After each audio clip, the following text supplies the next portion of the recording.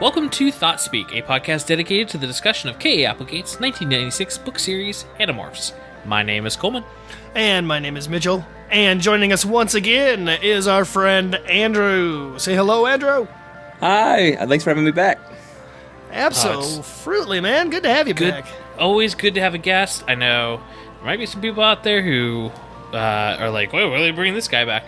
I thought we had a good time. We had a good time on that episode. I don't know. I had a great time. Absolutely, and we appreciated your commentary. You had some good insight, added some things that we both hadn't thought of, and we're very glad to have you on board once again, and even more importantly, very glad to have you joining our Patreon, where you can help our show grow and, keep this show going. Real quick, I want to go ahead and jump in and thank all of our Patreon supporters. We got to do it every time, folks, but these people make the show possible, and this is the least we can do. So, thank you very much once again, Noah Troutman, Jeremy Baxter, Amanda Mimic, hey, that sounds like a new one, Jennifer Baker, James Miola, Kendra, Kevin Koslowski, Graith, Tony Pazak, David C., Kelly Brown, Josh Blount, Andrew, Ben Freeman. That's me. Daniel Martinoli, Nita Labrada, Gaffaro, Timahine, Soren Joyce, Michael Blubick, and Steve Adams. Thank you all very, very freaking much. As you read those names, I just gotta chill down my spine. It's just so nice to know people care about the show and they want to help and support the show, which I cannot express enough how much becoming a Patreon subscriber does help us. We're making crazy deals behind the scenes, getting a new website going, and starting to build up some stuff that's really exciting for the future of this podcast, and that's really all to thank for our Patreon subscribers. Oh, absolutely. And while we're talking about the Patreon, there's a lot of activity going on in there. You can hop on, talk to us. We like the camaraderie, friendship. These are people that have been supporting the show for quite a while now. And I just want to read off a couple of little blurbs and messages and comments here. One from Peter Scholl just says, hey, you guys are awesome. I'm not sure what you have planned for the end game, but I've read the series and the Elmas Chronicles many times.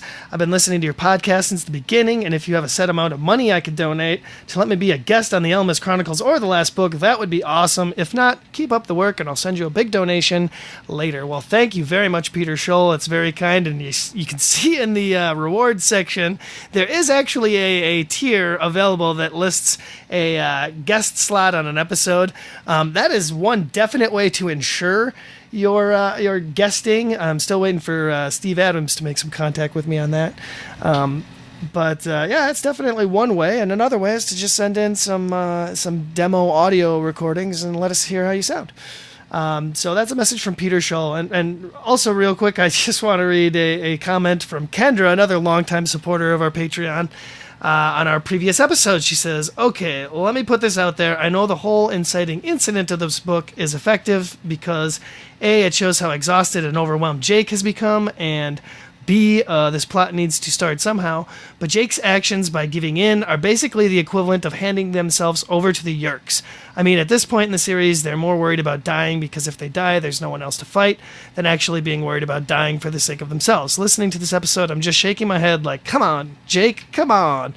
And I agree, yeah. Megamorphs 4, Jake dropped the ball a little bit there. I mean, he definitely dropped the ball, but Kendra, you gotta understand, there's a point mentally where a person becomes so exhausted and so worn down that, death doesn't sound that bad, especially in the situation that Jake has been in. And sure, giving up his friends and possibly, letting the Yeerks win, that's a big one. That's a big way to drop the ball. But I think it's perfectly understandable in the context of where we are in the series. I mean, my gosh, did you read the Atlantis book? I wanted to give up after that one. Well, real quick, one of the things that I like the most is that this series is just testing the hell out of Jake, and we're going to get into that, especially in tonight's episode here. But before that happens, is there any emails or anything you wanted to read? No emails I want to read, but I do want to really quickly. I know you guys, it's hard to do these plugs here at the beginning, and you just want to get to the episode, but I have to say, if you could jump onto iTunes and throw a star rating out there, leave a little review, we're hurting for those. Like those really spread the word of the show and attract new listeners, which we always want to bring more people into the fold, not just for our benefit, but because I feel like we're part of the community, and I love being a part of the community. And we're one more voice out there talking about Animorphs, which is only benefiting the series in the possible long run. So, jump on iTunes if you love the show. If you are a regular listener, you have no excuse but to help us out a little bit. No, you don't have to pay anything. You don't have to do anything. Jump on iTunes, leave a star rating, leave a little review. I don't think we've had one since like January or something, and it's not really spreading the ThoughtSpeak message. And we just want more of you to talk to and more of you to talk at, and that would incredibly help us. If you can't become a Patreon subscriber, that is on the same level in my mind as helping us. Absolutely, yeah. Ratings and reviews always help us grow. Andrew, you've left us ratings and reviews. You've helped us grow, surely, right? By now. I've left you reviews. I got banned from a subreddit because of my defense for you all. That works. I've spread the word. I got Animorphs banned from my workplace because of how much I talked about this podcast. I spread the word. I think you're ready for the next step. I think you're ready to become basically our equivalent of a Russian propaganda bot, where you just create multiple accounts, you're leaving reviews, you're yelling at people online with fake news just to bring more people to ThoughtSpeak. I think we could train you up for that. Don't reveal the plan, Coleman. Exactly. Keep it secret. Wait until we move on to ThoughtSpeak Phase 2 to drop the new stuff. But until then, for tonight's episode, we are reviewing Animorphs number 41, The Familiar. Ooh. Something feels a little familiar about this episode. A little bit. I'm getting flashbacks of Megamorphs number 4. Flash we had forwards. this discussion a little bit, of some similarities and we have some like tinfoil hat conspiracy level theories behind what went down with this. I do want to get out there that this is a book that and this can be, I think, incredibly important to our overall discussion, at least from my point of view. This is a book that I had growing up. Like, I didn't have a lot of the books in the 40s. Me too. Or even in the 30s. But I had this one, and I read it over and over and over again. I really liked this book as a kid. So this is what ThoughtSpeak is all about, coming back to those books and being like, does it hold up? Is this as good as you remember it? No.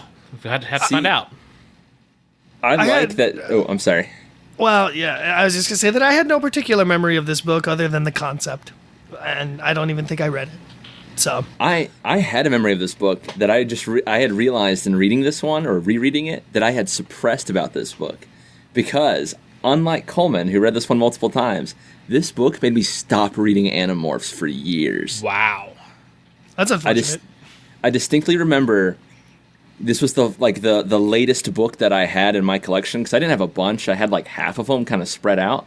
I remember reading this one and was so, impacted by it that I never sought out the rest of the books for years. And so does that mean this is like where the series had jumped the shark for you, like in a bad way? I just remember being like around 8 years old and so confused. But to be fair, I didn't have all the books anyway, so I was already kind of confused. But this would be a weird one to jump into.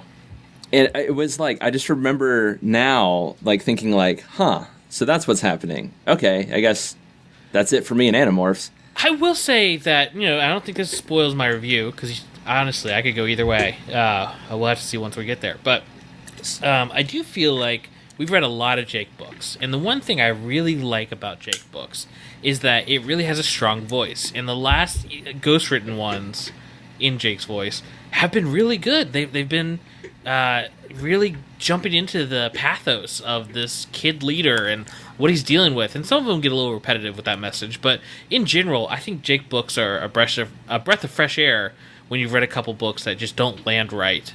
For some reason, once you get back to those Jake books, they end up really working well. And this is the first one in a while that didn't feel like it had that voice. It didn't feel like it had that strong, very familiar Jake presence. I It see could what have you almost done been. It could have almost been any of the Animorphs in this role. Sure. Yeah, I guess so. But let's talk about the cover. Oh, I want to talk about this cover. I sent you all a link about this cover. Oh, I haven't looked at it yet. Yeah, we're not very good hosts. We haven't checked this yet. But sure, the cover. So this is one of the rare covers, I guess, where they're actually not morphing an animal on it. In fact, this is another book where they don't acquire a new morph at all. Yeah, he's not even morphing on this cover. He's aging. That's true. He's aging up. Kind of a Jonathan Taylor Thomas-esque look to him there, and or one of the kids from Home Improvement, anyway. Oh, that's definitely gosh. JTT. And the generic, like jumpsuit kind of futuristic clothing that they thought we'd be wearing. Walmart in the 90s. Nathan Fillion looking dude. Yeah, there you go. He's off-brand, Nathan Fillion. We need to talk about Andrew's link. Oh, I brought it for a reason. What the F? These were actual books. This needs to be something that we read. May I have the pleasure of revealing what it is you're looking at to the audience? Yeah, go ahead. Okay, Wow. sure. Coleman and Mitchell are looking at the covers for the Humanomorphs series of books that were released in the late 90s and early 2000s. The Humanomorphs series was as one could guess, complete and utter knockoff of the Animorphs series. Written by a guy who also wrote a complete knockoff of Goosebumps called Shivers. And gosh. the cover art for them is just this book series, this particular book. They just grow up into a different person. And the second I was looking at this cover, I was like, this is just Humanomorphs. But this is what we wanted from Animorphs. We've had several episodes where we brought up the fact that we wish they would morph more humans. And little did you know there was that MD Spencer had it out there for you. Like, he had what you were looking for. And here's the crazy thing. I've read Shivers. I've read a bunch of the Shivers books. And they're, like, legit pretty good books. Really, this surprises me. This has come as a total shock. And I'm Amazoning what is this? Shivers Is this now. aimed at the same age group as Animorphs? Oh yeah, it's a direct attempt to get to the market. Like, he's not exactly the author, or I don't know if it was ghostwritten or not. They weren't shy about what they were doing. Okay, so are there still aliens? I've not read them, I'm afraid, but I want to. If Okay. only for Airmorph 1, Ready for Takeoff, book number 4, because I have some government agent. Well, there's like a government agent guarding like a milk depository, and I just want to know what's going on with that. Oh my god, that settles it. We have to review this series and have you back on, I guess. Oh, please Take part. let me come on with you. I will buy you the Humanomorphs books themselves if it means I can come on for Humanomorphs. I'm looking for them. I'm not seeing them on Amazon. Nor am I seeing the Shivers books. Oh damn. Okay. Well, I read a anybody, couple of listeners, if you're listening and if you have any information on the Humanomorphs or where to find them, please email us. Okay. Well, that was a lovely yet unexpected detour from the familiar. And speaking of which, I'm just going to read the back and get it out of the way, okay? Because we got to talk about this. So, Jake is just a normal kid. Well, as normal as possible, considering he can morph animals, and he's in a war against parasitic aliens. But as unbelievable as it sounds, something even stranger has happened. One morning, Jake wakes up, and he's 25 years old. Okay, maybe it's some kind of weird hallucination. Maybe it's a nightmare. Or maybe Jake's just lost it for a while and misplaced a few years. And there's another problem. The world Jake the Kid went to sleep in has changed. It's ruled by the Yerks. Jake has to find out if the other Animorphs and Axe are still around, still somehow fighting, or if he's really on his own. So that's kind of what we're dealing with here tonight on the familiar episode of Thoughtspeak. I thought it was Jake the dog, not Jake the kid. I thought Finn was the kid. I wish Jake the dog was inserted into this series somehow. Is his dog dead? Did Homer die at some point in the series and they just didn't bring it up? because I have not seen Homer in a long time.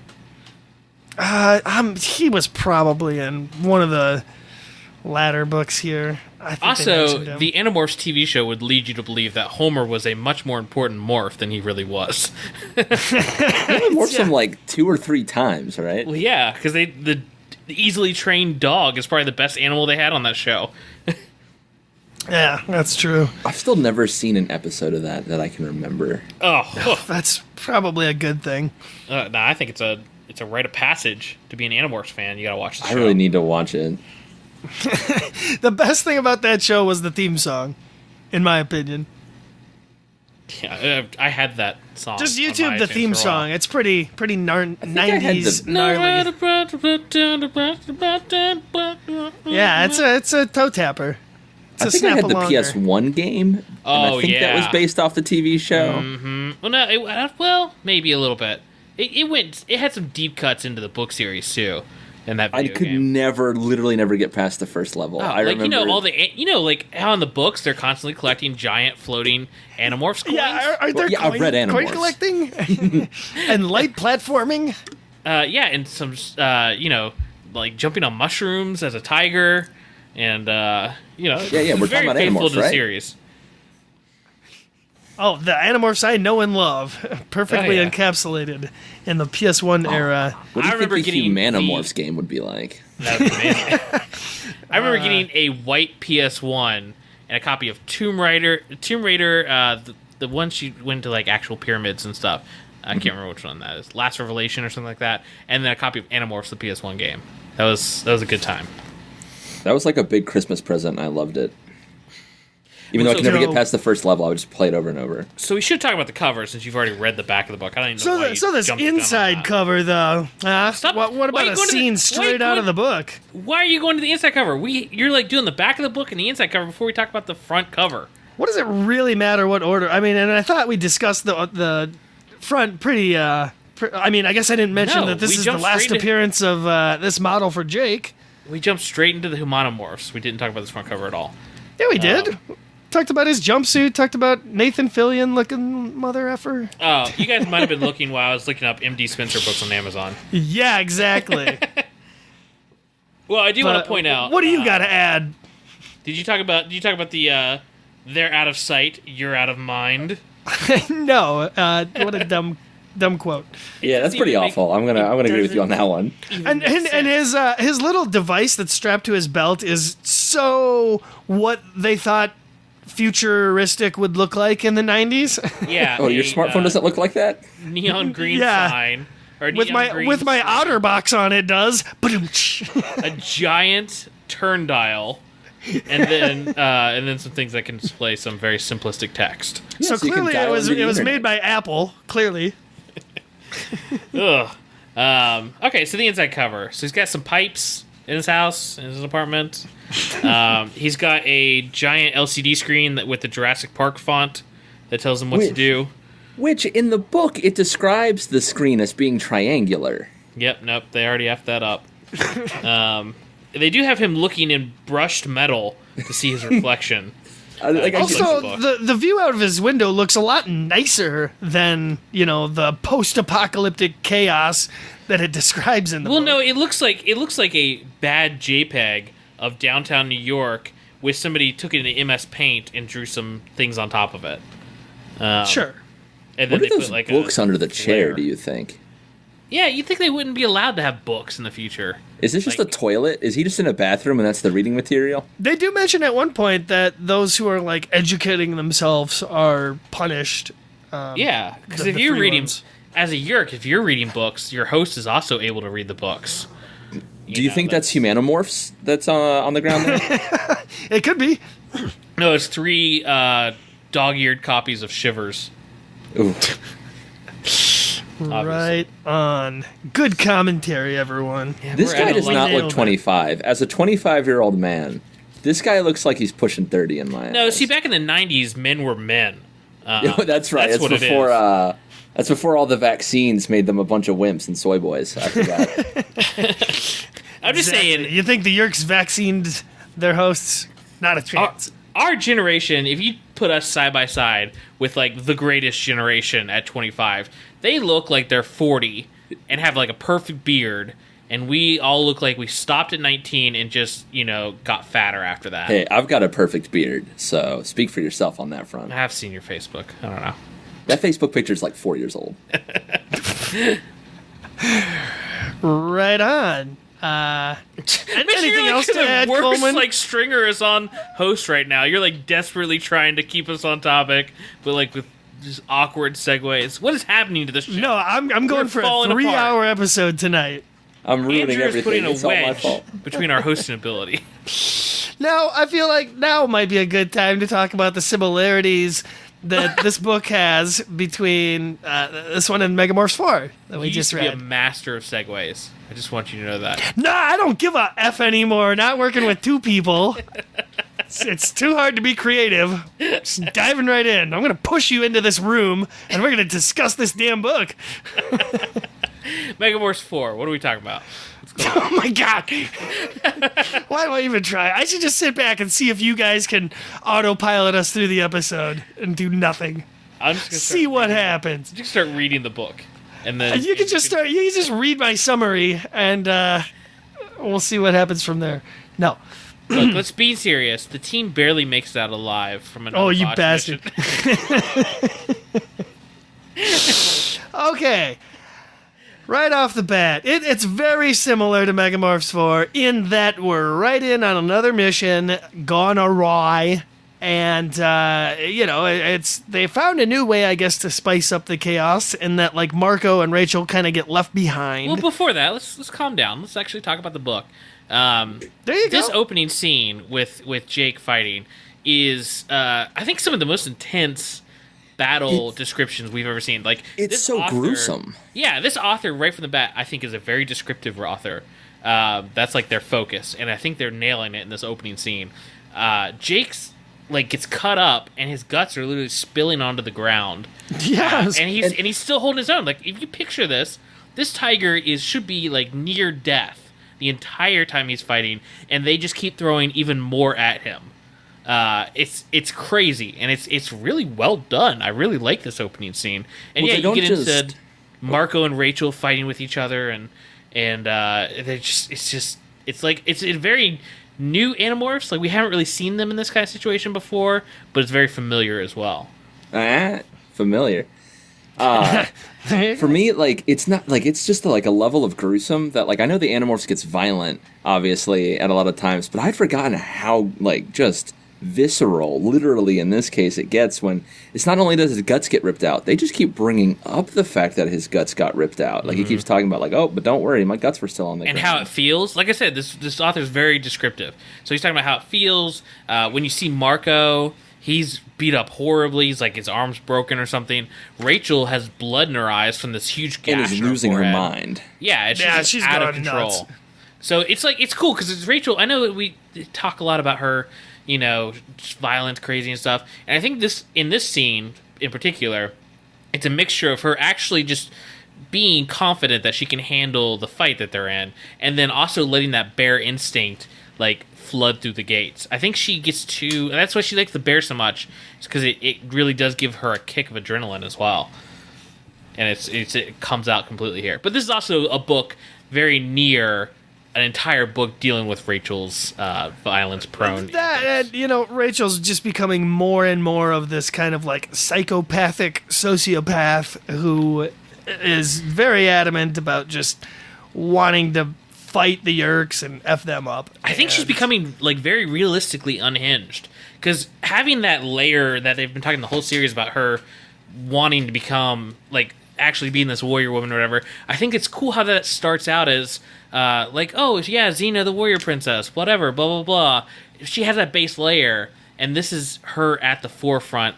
They're at a point of the war where it's pushing them and pushing them and pushing them, and this is where that goes to. Their best fighter is becoming a psychopath. Well, what I like about this intro in particular is we really see a lot of the Animorphs, like their base role. We see that pushed to their extremes just in this opening. Like, we see Jake being the like cutthroat leader, as the one email or that you were or not email, the Patreon comment you're reading, Kendra, I believe it was, talking about how Jake was making these weird decisions. Like we see that here, where he's like willing to abandon them, and just because like we've got to get this done and we've got to take it care of. I can't waste my time just thinking about those two. They got to handle their elves. Well, I think it's actually handled really well in the book, where it says it's handled very well. Well, it's not just that he's willing to let them go. It's not like a Marco decision. Like Marco would be like greater good, logically this makes the most sense. Jake actually thinks they have a chance to get out of there. Like he looks at Marco and Rachel's situation, he's like, they'll find another way out. Like he's not thinking I'm willing to abandon them right now. That's what I'm saying. It's like it's those that like from the outside, it looks like it's a hard decision, but like Jake knows it. He's been a leader for so long. He knows like this looks bad, but like we can get going with it. And we see like Rachel, like you all were talking about, becoming completely like almost not completely, but getting super close to being unhinged. And even Cassie takes her role as sort of the Greenpeace movement Animorph, with just how hard it's hitting her in this fight. We just see them pushed to these limits of themselves, so they still feel super much like themselves. But it's like such a huge, visceral, like extreme level of themselves. I think it's really great. Yeah, and it really swings back at the end, where the whole point is, Jake's being tested about saving his friends or everyone else first. And, well, there'll be more of that coming up. Let's see, what else? Anything else? You got to hit. I'm kind of sick of. I'm kind of sick of this. Fights getting this bad and Tobias staying in his Hawkmorph. I'm sorry, when you see the leader of the Animorphs spill his guts onto the floor, right, you see like half of them about to die. You go Andalite. No, he doesn't even. Well, does he have? He does have an Andalite. He's got Axe. Yeah, you could go Andalite morph, or you could go Hork-Bajir morph. There's two powerful morphs he has. And I need to see him step up and like switch over to one of them. And they're like underground in like a steam tunnel or something. Like Hawk is not going to be your best bet down there, buddy. No. Yeah, it's cowardice at this point. I'm putting it out there. It's his Nothalit like sensibilities. That's what it is. Which is he doesn't want to switch off from his precious Hawk morph.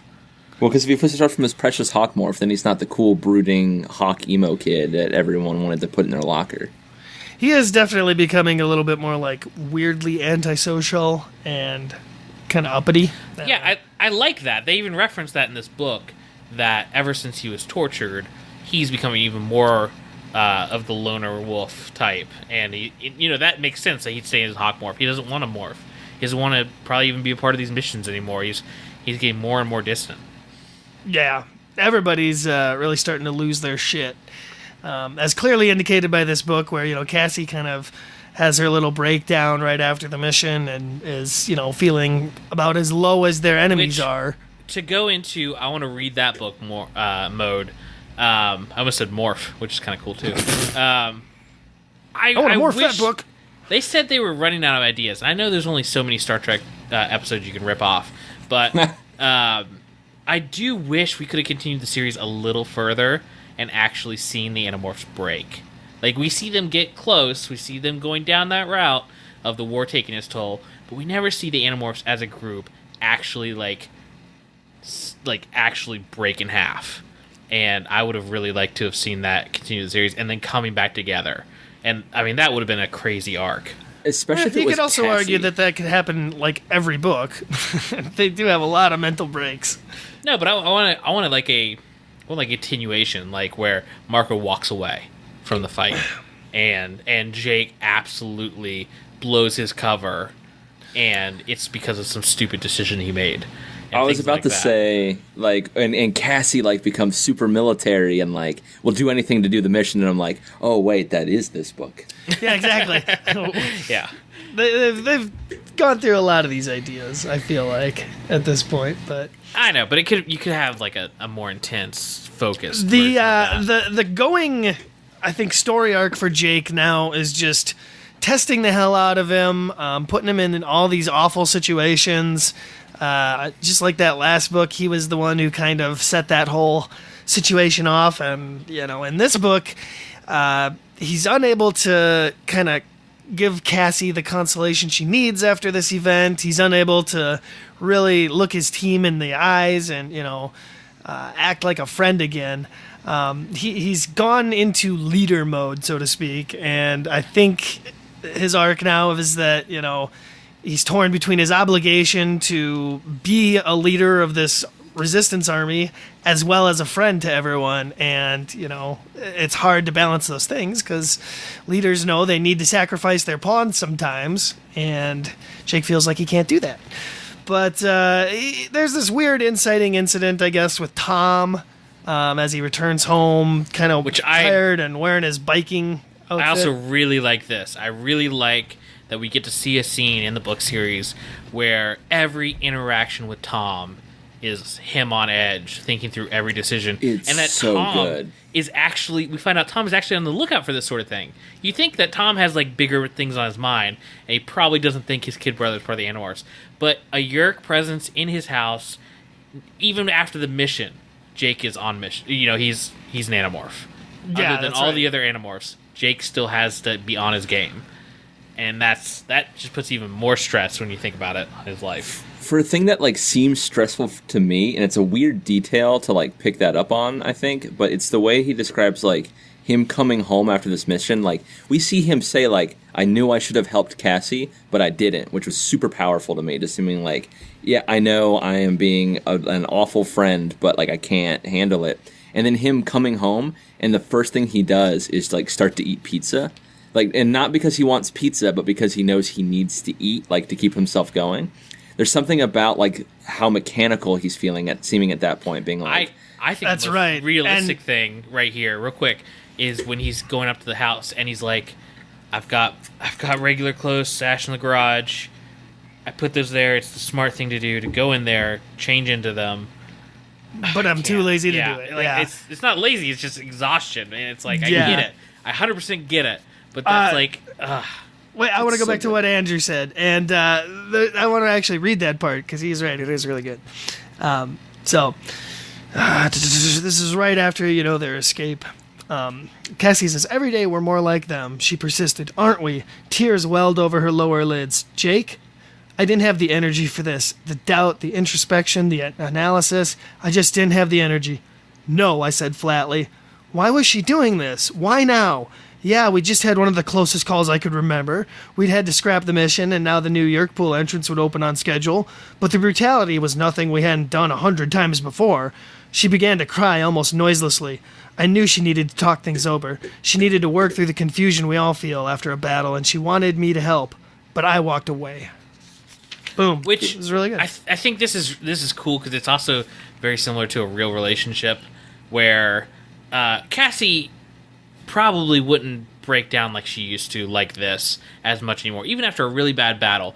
But because Jake and her are more serious in this relationship they have together, she's willing to be vulnerable right after the mission and ask directly what she needs from him as a partner. And that's to talk it through and to tell her that it's going to be okay and that we'll make it through next time, and he just shuts her down. And that's I think what you're hitting on there is really good, is that it's not the fact that it's from Jake. It's not that she needs support. She specifically needs support from Jake. Yep.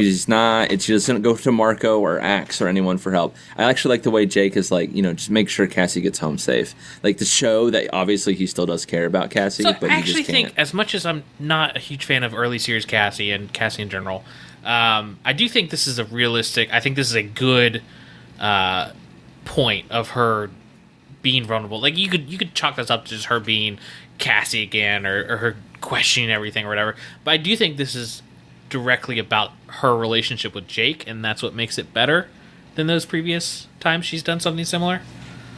Well, I think it's a good contrast between Jake and Cassie here. Is they're both so exhausted from this battle. They're both so exhausted from the war. He wants to move on. She needs to work through it. And the more extreme their emotions are going through it, the more they both need the thing that the other person can't give. Which, badly. Just to remind our listeners, they're kids. They're way too young to be in this situation. Yeah, what are you thinking right now? They're about 16? They're 15 because he says I aged 10 years and I'm 25. Yeah, aged 10 years, yep. So you think of a 15-year-old and how stupid you were, and especially how bad you were with girls at 15. Ooh.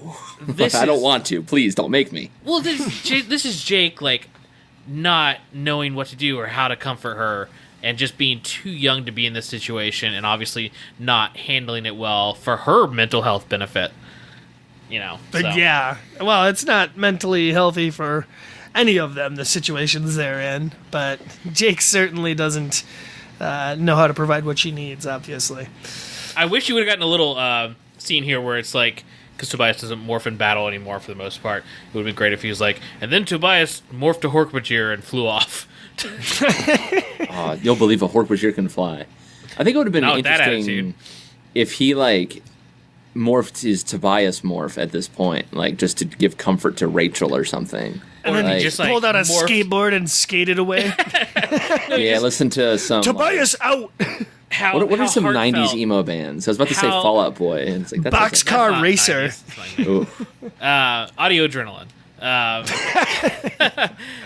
No, Tobias morphs his human morph just so he can cry. Oh, Boom. Right at the oh heartstrings. man, if I were a 14-year-old girl, I would not be And snog Rachel. Snog. Let's Are we British just now? be serious. Is that what we're saying? No, she likes it in bird morph. Oh, your beak feels good. And moving on.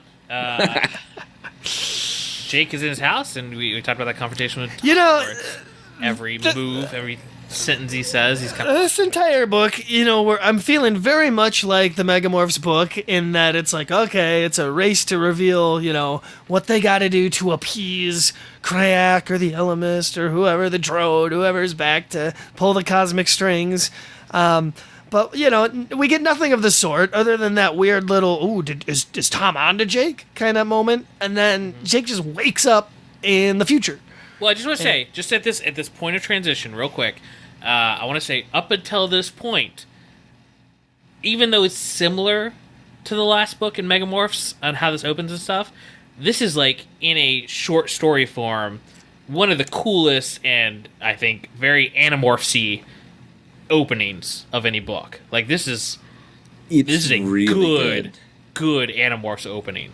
My favorite Sure. part is the way Tom, they're kind of talking to each other and being playful or whatever, but like you can feel, you can so vividly picture Tom's how his voice would shift when he says, "Hey, what's all that blood on your leg?"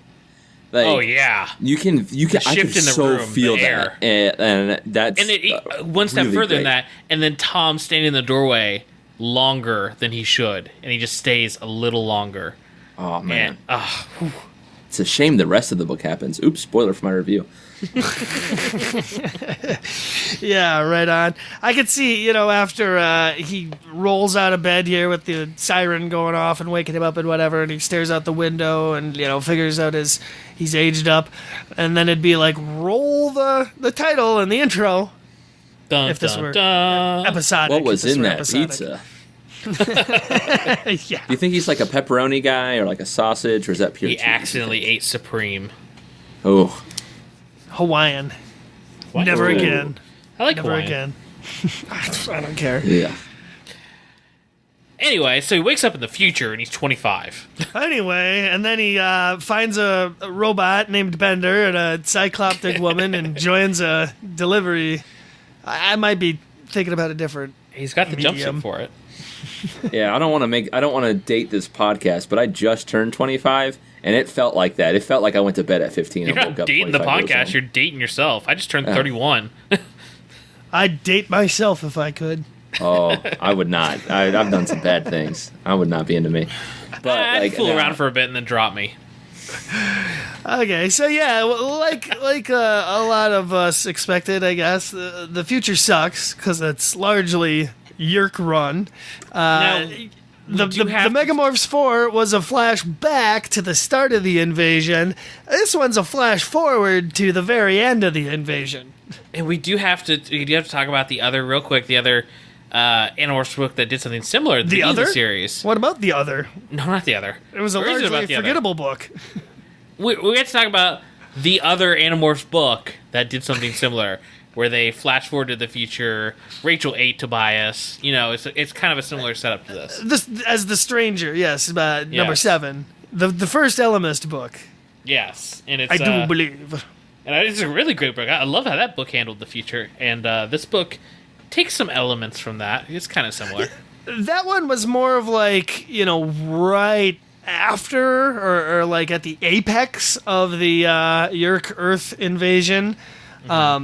And this one, I think, would take place even later than that by a couple of years, because there's new aliens on the planet, and it's largely reconstructed to. And to this fit one the is Yerks. also like more of a sci-fi retelling of that story, whereas the Stranger was almost like a horror dystopia version. Now, yeah, if I'm not mistaken, though, in The Stranger, I think the humans fought back against the Yerks with nuclear weapons, and that's why things were all messed up. Yeah, he finds the burnt skeleton of his teacher.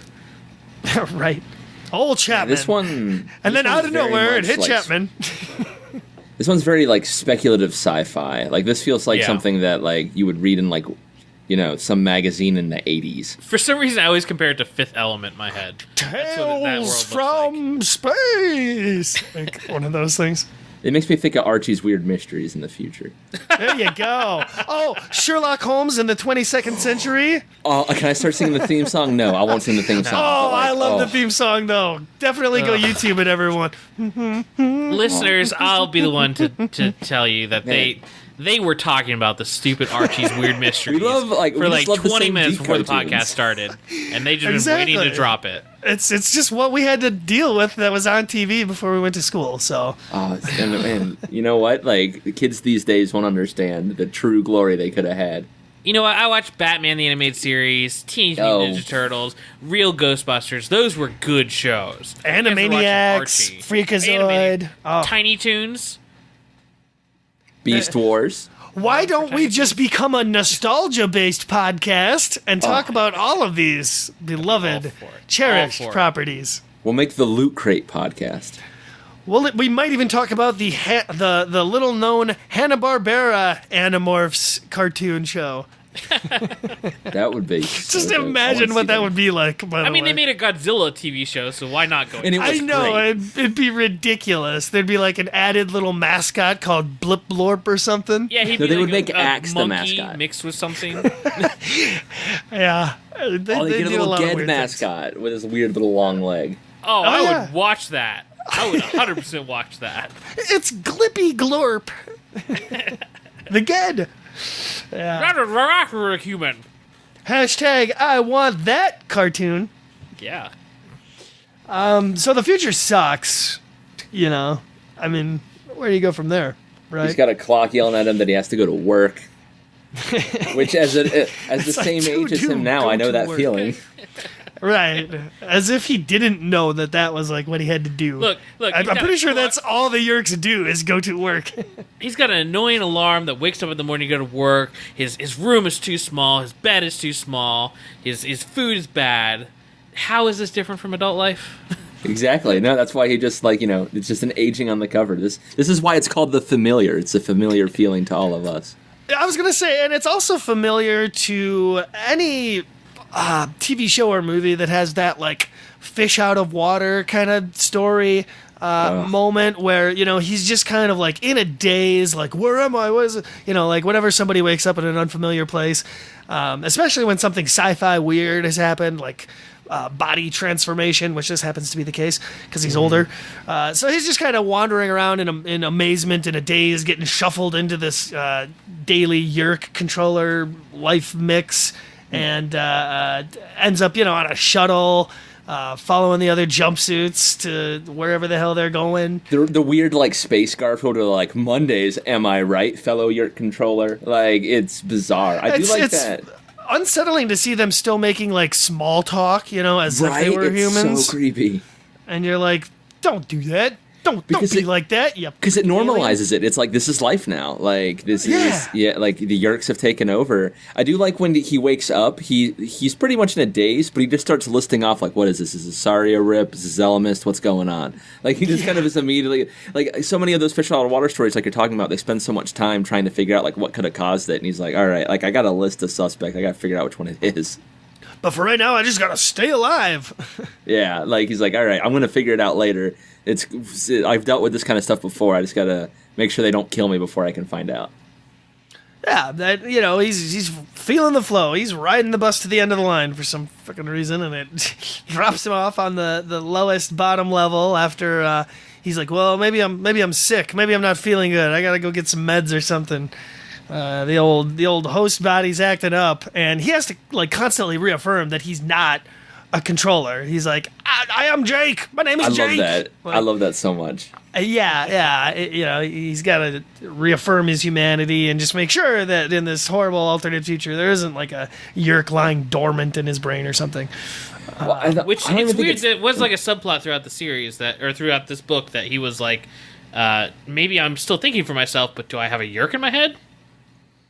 I thought it was more not so much like he was worried about there being a yerk in his head, but just more him trying to like tell himself like, like you're, because he's now not only is like he in this strange future, but unlike the last time he's time traveled, like he's in an older body now. That's like he's not gonna, he didn't have the time to grow into it for the frog to boil slowly and understand this what he looks like. This is like a whole new thing for him, and I think it's more him just reaffirming to himself in this weird bizarro future in his horribly like 25-year-old, I can only assume dumpy body. Or maybe that's just projecting onto it. Well, I think he just has to keep his identity. Yeah, I think that he may have had a sneaking suspicion or horror that he was like some kind of free human that just helped the Yerks or something. And then once he found out that he's like, oh yeah, I apparently have a Yerk name and title and all this stuff, so I'd be a controller as well. But I am not a controller now, and I can hopefully fix this strange situation that I've been placed in. He ends up, on this lower level. It mentions how the Yerks have basically abandoned the ground level and just built their like whole Yerk City empire kind of up within the skyscrapers. And he also discovers that they're for some reason in New York. I don't know why that's really relevant. Yeah, they got like really focused focused on that. I feel like the author, the ghostwriter, is probably from New York. That's the vibe I was getting. Because they kept talking about how great the Chrysler Building was and describing its individual gargoyles, and then they were like throwing out street names and stuff. Like, I feel like this is a New Yorker. It could have been, but it was a weird decision because like all the Animorphs were there, and it's just like, why? I wonder if very it, unlikely. like, I always thought maybe like in rereading it, I thought, did they just do this because like New York's like a big city that kids are gonna know, like. Because we know it takes place in California typically, but if you pick a big city there, it's going to kind of give away maybe exactly where they're going to be. So I wonder if it was just like, oh, New York is like a big is a big city, kids are familiar with it, and it would there would be a lot of Yerk activity in New York, obviously. You know what? I would do you one favor, or one better, and here's a tinfoil hat theory that because of their mindfulness to mask the location where they are, maybe this entire book was written, quote unquote, in New York just because they wanted to throw you off. So instead of it being like the Chrysler Building, it was some comparable building in L.A. that they, obviously like didn't want to name it. Telling this story, he's saying, like, oh yeah, it was New York. Oh yeah. Just because they never want to give away their location. I think just the ghostwriter. But I remember a lot of like media from this time that was geared towards kids. Like the late 90s, early 2000s had a severe fascination with New York. Oh god, yeah, with like Men in Black and Independence Day and Godzilla, the 1998 Godzilla. You've Got Mail was big with the kids. I watched a very interesting YouTube video on that of how media in general changed after 9/11. Well, they changed. I don't remember the title. The original Spider-Man movie. The original Spider-Man movie ended with him webbing a helicopter in between the Twin Towers. Oh yeah, I recall that as well. New York's pretty important to the world. Yeah, maybe they just wanted to. Yeah, I think they just wanted to use the setting, or like I said, I feel like the ghostwriter is probably from New York. I think it's both. I think it's like, okay, this is familiar, and I know New York, so if I have to put this in the big city. Every time we say it. And it could have also just been that they were sick of writing about, like, And then Jake stumbled upon the remains of Cassie's barn. Oh, or writing about these locations that we're so familiar with. Oh, I can see the ocean from here. That doesn't say where we are. Sure. And I think, New York's a kind of good setting to just keep the action flowing, so to speak. This book is very, it's just kind of Jake wandering through scenario to scenario. And well, it gives him a chance for him to be anonymous, for him to fall into a crowd. And, he even mentions, the biggest thing, because they have to establish that he's been to New York, right? Like they say on a class trip. And he says, the weird thing is people noticed to me. And when I was in New York, no one would give me a type of day. Which is true for any big city. Any big city you go to, people aren't going to be paying attention. I think it's very particular. Especially if you name or yell something like, "My name is Jake." I've yelled weirder things in Paris, and people didn't look at me, so... Well, yeah, it's Paris. Paris, I think, has probably a very similar vibe to New York. But I've been to a lot of big cities, and I live in Dallas. And people in Dallas, they'll absolutely react to you. I don't want to build up Texans too much, but they do have that kind of southern, good morning, goodbye. They will, engage you, even if it's, fake. New York, when I was in New York, you could literally probably, punch somebody, and they'd just be like, and keep moving on. It's weird how unattached people in New York are. So this book is very accurate how New York actually is. As a man who's never been to New York, I will attest that this is an accurate version of New York. There you go. Yeah, stop trying to bring Paris into the podcast. So talk about the town we're in. Pourquoi pas? Coleman, what's happening in the book? Les Animorphs. Stop speaking French. Let's see. We are here. Oh my God, you're so unready. This is why I can't let you host this thing. He's on the train. He's on the tram. Moving to his... Yeah, he's moving to his... It's going to Hogwarts. Workplace. Oh, to the weird No. You have the ghetto. jumpsuits. It's establishing the jumpsuits are getting off at different points. Yeah. It separates, a caste system. And they're so friendly to him. All the Yerks are because they think he's another Yerk, they're all friendly with each other. Yeah, you know what? Maybe Yerk's taking over. It might be a little bit of a utopia. Maybe it won't be too bad. Well, what I think it is it shows that, because, the Yerks are so cutthroat themselves, and the higher you are, once you get into the Visitors and stuff in the Council of 13, they will just kill anyone that's under them, that when you're on that same sort of Yerk social strata, you're kind of nice to each other, because if you screw up, they've all got the sort of Damocles over their head, right? So when he says, oh, my controller's acting funny, and they're oh, there's medicine for that now. They're looking out for each other, because, they're all workers. You also got to take into consideration that this is apparently at the end of the Yerk invasion, because as Jake, quickly finds out when he's walking around down there on the surface, they have Andalite controllers. They've got them all, man. This isn't the end of the Yerk invasion. This is the end of the war. Yeah.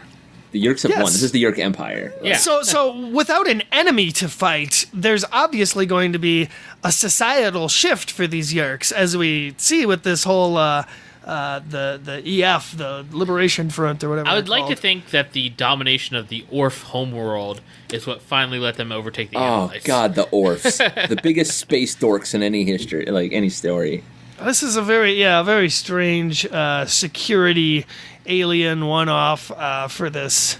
Well, before we get to the Orfs, because they don't show up till after the ghetto, and I thought this ghetto scene a little bit. was another actually really nice scene, and that's any post-apocalyptic sort of story like this, where you're gonna get that taking over force, and this is what happens if they win, the sort of what if the great evil wins. You always see that little enclave of people who are kind of just the cast-offs.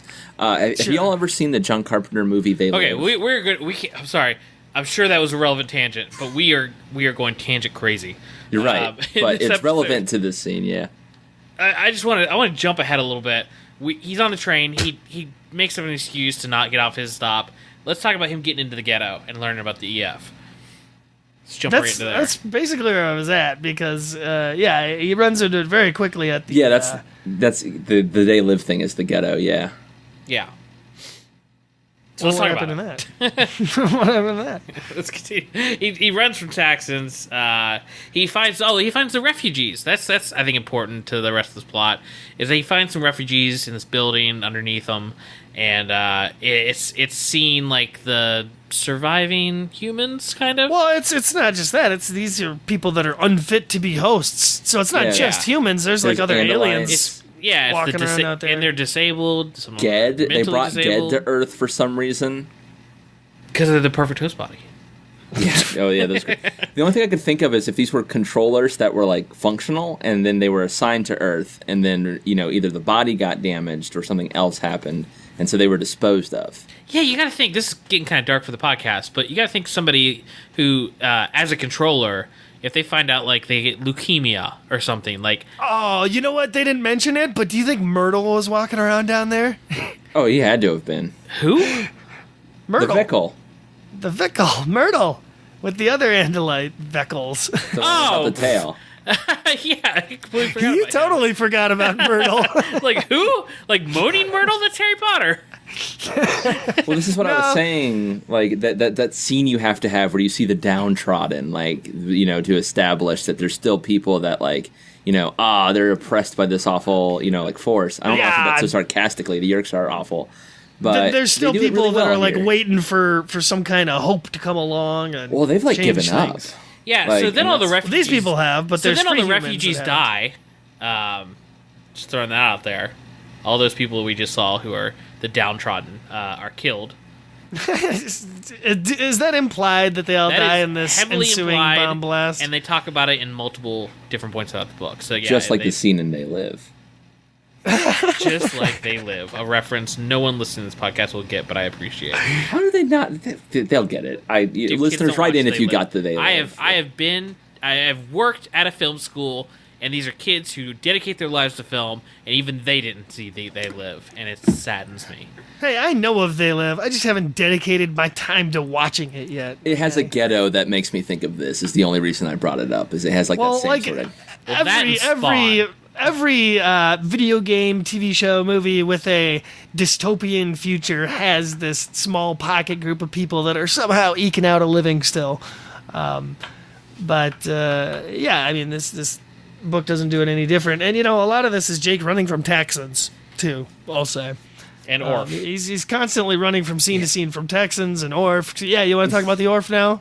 God, the Orf. Yeah, Because the Orf show up and try to arrest him before this whole bomb goes off. Yeah, they're these clear-skinned aliens with an extra leg, and they tripod you can legs. see all of their organs and their breathing and all this stuff. But there's a trick, because all of that stuff is camouflaged to where their organs really are.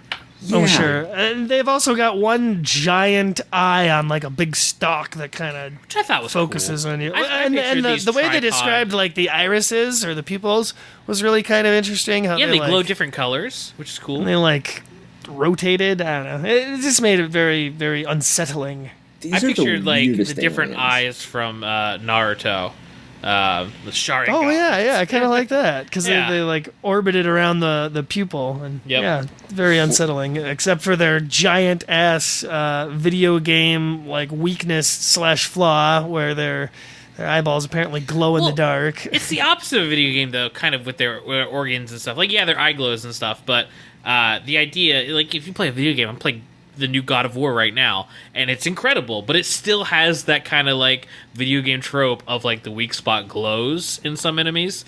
And, like, this is the opposite of that. Like, you'd throw your axe at the glowing part, and the Orf would be like, not a big deal. What I don't understand is why are the Orf in this book? Like, why is this the book they introduced the Orf in? Well, I think it's cool. I do actually give them credit on this one. I think it's neat that we're far into the future after the Yeerks have won. So far into the future that we're seeing alien species we never interact with. In Okay, the normal I didn't timeline. think of it like that. Yeah, Now this that you is bring that up. 10 years of your control. They've conquered other scoured the worlds. galaxies. Yeah. Who do you think came up with it? Do you think it was the Ghost Rider or It was the Kay Ghost Rider. Applegate? It was the Ghost Rider. Because they Probably. and I think they were proud of it because they really spend a lot of time establishing They're the like Orf, the main and they're security force, yeah. and they're never brought back. Exactly. Remember, there's no like Visor 3 fight or anything, to Thank keep goodness action going for in this once. book. So, yeah, and I kept waiting for Visor 3 to reappear as the Grand Supreme Chancellor, Overlord, Master, or I whatever. wish they'd gotten an Orf morph and he brought back with it. Like, that was his, like, was it real? And he could turn into an Orph, and he goes, oh, maybe it was something else. I want them to come back to reality with an Orph morph and their freaking dinosaur morphs from the In Time of the Dinosaurs. Ugh. There you go. Yeah, for some reason. By the way, this is like Jake's 6th time traveling in the series. Well, there's an argument that he didn't time travel here, but still. Sure. Okay. Yeah. Okay. Whatever. But shut up. It's an intricate fantasy, but I'm not saying it's straight up time travel. Before the Orph can, like, take him off, by the way, he's slapping, like, fuzzy handcuffs on him that I imagine are alive. They're like their own little subspecies. Yeah, but then they just of, go like, away handcuff for no monster. Reason. They just disappear. Well, yeah, when a building falls in on you, you tend to get out of the way. Lose your sentient handcuffs? Yeah. Okay. Your handcuffs are thrown away from danger instinctively. And this is all fever dream anyway, so what does it matter how he gets now out of you admit. scrape? Yeah, okay. Because he there's wakes some other up, inconsistencies that are going to come up more than the they're handcuffs. on purpose. I think those inconsistencies are actually the best part of this book. Like, that's, I think, cool. Sure. But it becomes like an action movie, and that he's, or it's like, what's that freaking, oh man, it's like the Cloverfield, The Witness. where buildings are coming down, and that part. Okay. Yeah. I'm all about Cloverfield. And then, I got vibes of 28 Days Later here, where he finally makes human contact, and it's just some hardened person living in the, coincidentally, and also a woman of color. You know what else? You know what other futuristic movie had a ghetto exactly like this?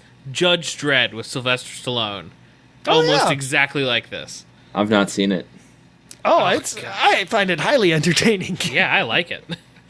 All Judge Dredd media. I'm pro Dredd. Give We us need more Dredd. More Dredd, more Spawn. It's coming, dude. It's coming. coming. I'm with you on Spawn so hard. Both are coming. Oh, absolutely. Yeah, gonna be good times coming up. There should be a Spawn we might even crossover. thought speak on Spawn. I'm okay with that. Marco morphs a Spawn. Marco morphs. Marco morphs the devil. There we the go. Clown. The Violator. That's his name. The Violator. Oh, I thought That'd be the name so was great. so badass. It turns out it's Cassie. Who's been following. Yeah, Cassie's a terrorist. Welcome to this book.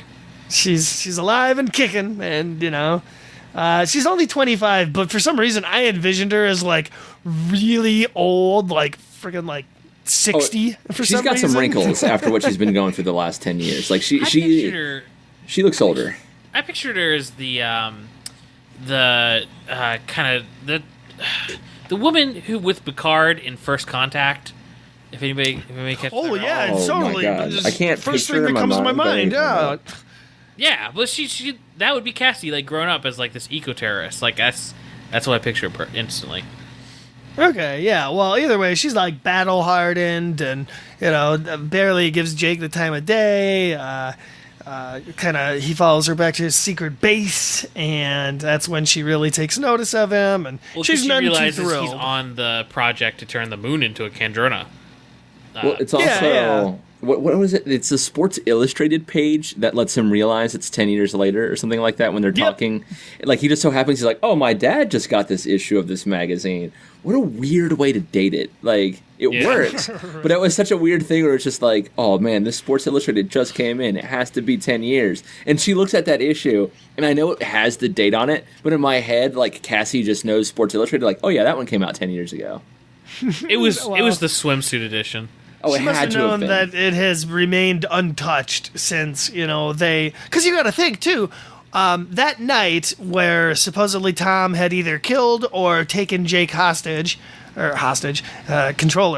that would have been, the end of the resistance. The Yerks would have gotten control of all the kids, as they said.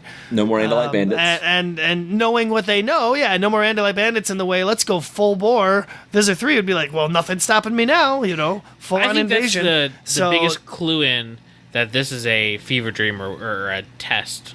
Jake getting caught would have definitely jump-started the end of humanity. Yeah, well, no, I think it's unrealistic to the rest of the series to say that the Animorphs were a bigger thorn in the Yerk's side that this book gives them credit for. It basically says that the Yeerks took over because the Animorphs were disbanded.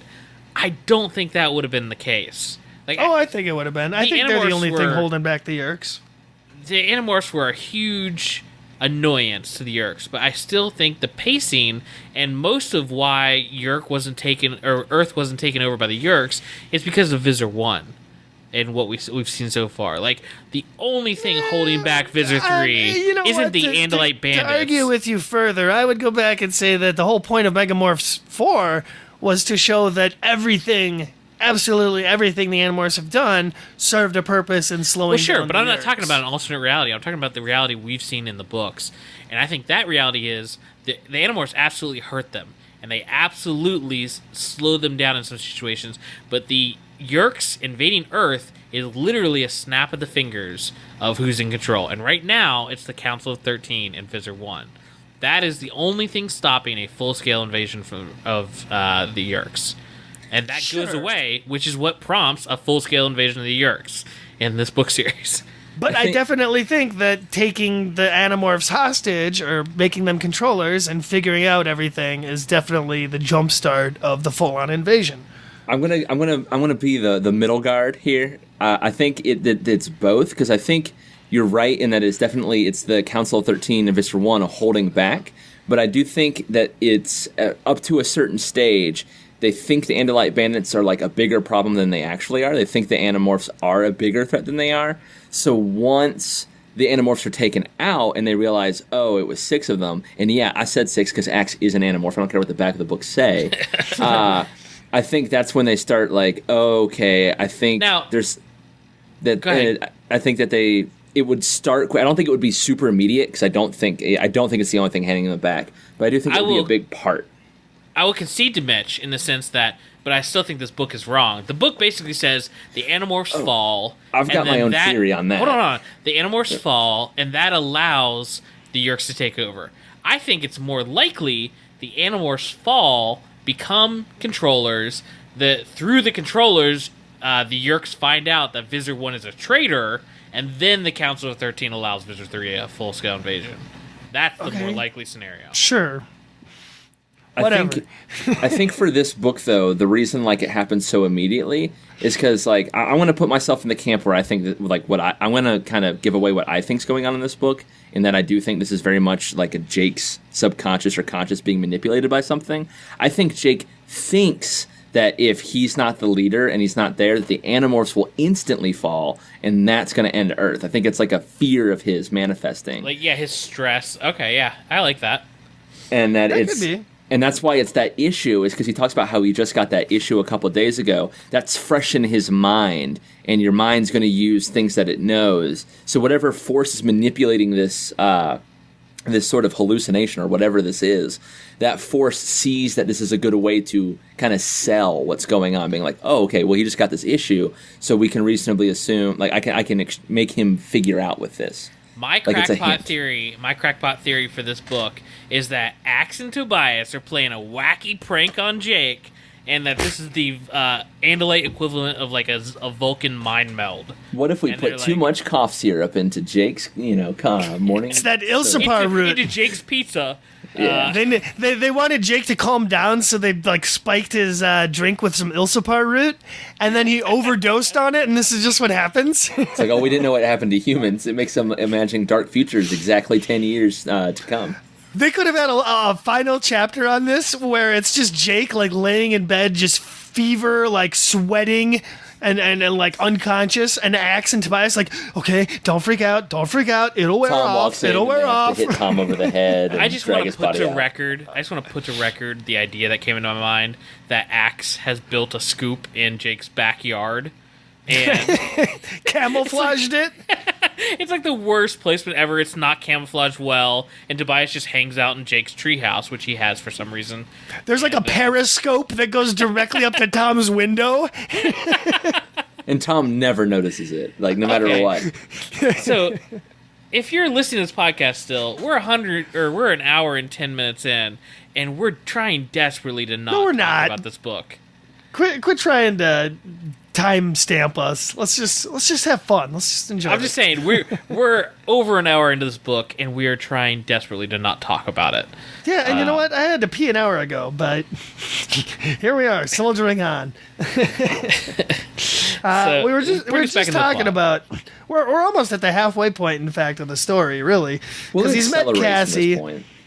Yeah. I mean, like I said, the action just keeps going in this. He's bouncing around from scene to scene.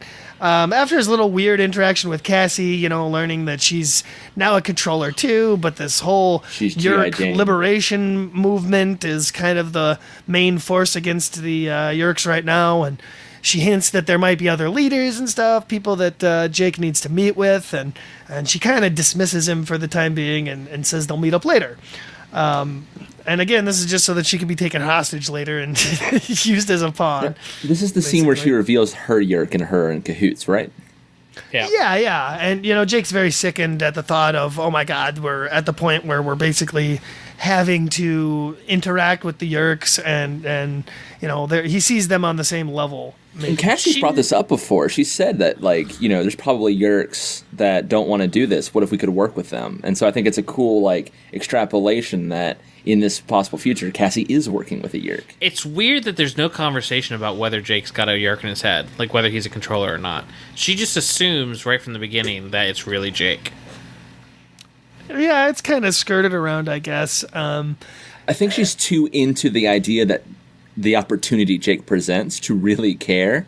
Maybe you're not Jake, but either way, I can use you for this kind of, plan. and they also can't decide whether Jake was killed or not, so that's a factor. Right. Okay, let's talk about, because Cassie reveals here the Yeerk's sort of end game or end war move, which is to turn the moon into a wide-scale Kandrona emitter, basically, that will shower the Earth in Kandrona rays so that the Yeerks will apparently just be able to absorb them out of the air and live without ever having to leave their hosts and feed, is basically what I take from this. So this is the Yeerks real end game. And my only question is really the moon? There wasn't a better transmitter for this project? So they couldn't build something in space or something? Well, no, the moon is a wide reflector. I mean, that's how we get our light at nighttime. It's this huge mirror. It's also not body. going anywhere. Easily. A satellite or a big thing that can be broken down. The moon. And you gotta think, the Earth itself was probably the first big planet that the Yeerks were able to take. We hear about them at war on other planetary systems and how they effed up the Hork-Bajir homeworld. So, Earth is a big deal to the Yeerk Empire. It's so the most useful planet. Why not make it resource? Oh, yeah, that's what I was going to say, is especially after seeing the variety of alien species presented in this book, we really get the impression that the human body is just a favorite for the Yeerks because it's the most practical. It's got good... It's got all-around good senses and those damn sexy hands that are just so perfect for everyday work. Tools. They're the same length, unlike the Ged. Yeah, and eating is always a pleasure, and as we learned in Visor, even certain drugs can be enjoyable to some Yeerks. Like coffee. And Ilsapart root.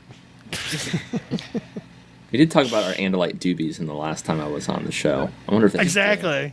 They're probably still rolling it. Continuing on.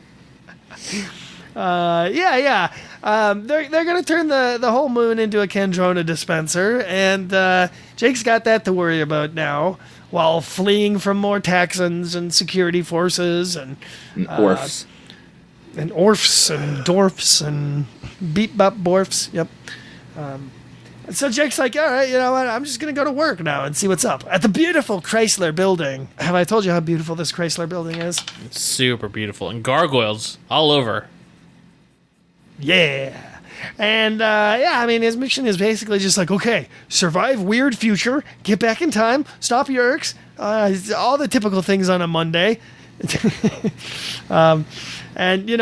at this point in the story where I don't know what the hell the authors were thinking. Oh, yeah. Or if what the significance of the scene overall was meant to be. But while sitting at his desk and figuring things out, Jake just has this weird space out fever dream where all around him, the faces of people that he sees are turning into the dead bodies of foes he's fought in the past, and just a very like horror-esque out there. See, I mean, give me your takes on it. What did you think of this weird thing? For me, it supports in my head my idea of like this is like being built and manipulated by an outside force, but it's using Jake's like memories and fears, in that this is just after he has that talk with Cassie where he says like, I can't deal with this now, where she says like, how many did we kill? Like she counts how many we've killed. We're becoming like them. This is like, we can't keep doing this. We're going to be just as bad as the Yeerks. And this scene is that memory that he just had, if he's asleep, like not like, a couple hours beforehand. So this is another way his subconscious is kind of messing with him. Yeah. Or bringing whatever, up things that he knows, like deep down, is what, he fears, his weaknesses. Yeah, and whatever force is making this happen is using that against him. It's pushing him towards it. Because he can't morph until this, but now he can because, all of this violence and stuff is done by his morphing. Like this is a product of his morphing. Seems to go with my theory that, this is just a self-induced kind of mental stress trauma sort of thing, and it's his own subconscious kind of messing with him. These are all of his worst fears basically come to light, He botched the whole saving Earth thing. He sacrificed all of his friends in the process, and this is like Jake's literal worst nightmare come to life. I'm surprised they didn't at the very end have Axe give a quick explainer like, oh, he came down with a rare andalite illness. Disease, yeah. Some people react to the morphing technology this way. Exactly, yeah. Another morphing allergy that they can squeeze out of that. Hashtag Morphlore. Should be Animorphs kryptonite. It's just morphing allergies. So, we never really get a clear explanation, but it wasn't meant for humans. Interesting opinions. Happens. Yeah, Cassie morphs a raccoon, just instantly goes into a seizure. Okay. It's relevant. It's tied into what you guys are talking about. No, but I think this is a great scene. And at first, I didn't like this scene because it was so out of place. But then, because when I read this book as a kid, obviously I walked away from Animorphs from it. And then when I reread this book the first time, I was like, what? And I thought it was really stupid. But when I was rereading it again today, now that's when I realized oh, this is his fears, whether they're caused by an outside force using them on purpose, or if it's just his own head on doing its own thing. I think it's a really great scene. You know what absolutely sells it on me that this is his own subconscious kind of torturing him is that immediately after this dead corpses scene, his dad freaking walks into the room and starts, questioning him. And he even brings up, what the heck is my dad doing? What's my dad doing here in this place? And it seems absolutely fabricated that at least the Elemist or Crack or somebody's pulling the strings. But seeing as how this plays out, I'm leaning more towards just Jake's own mental breakdown. And he keeps seeing a hawk in places. And exactly. We know how much he felt really responsible for making Tobias a Nothlit. Yep. Oh, yeah. You didn't see anybody else, having Tobias live in his attic in a little bottom drawer of and bringing him hamburger. Oh, yeah.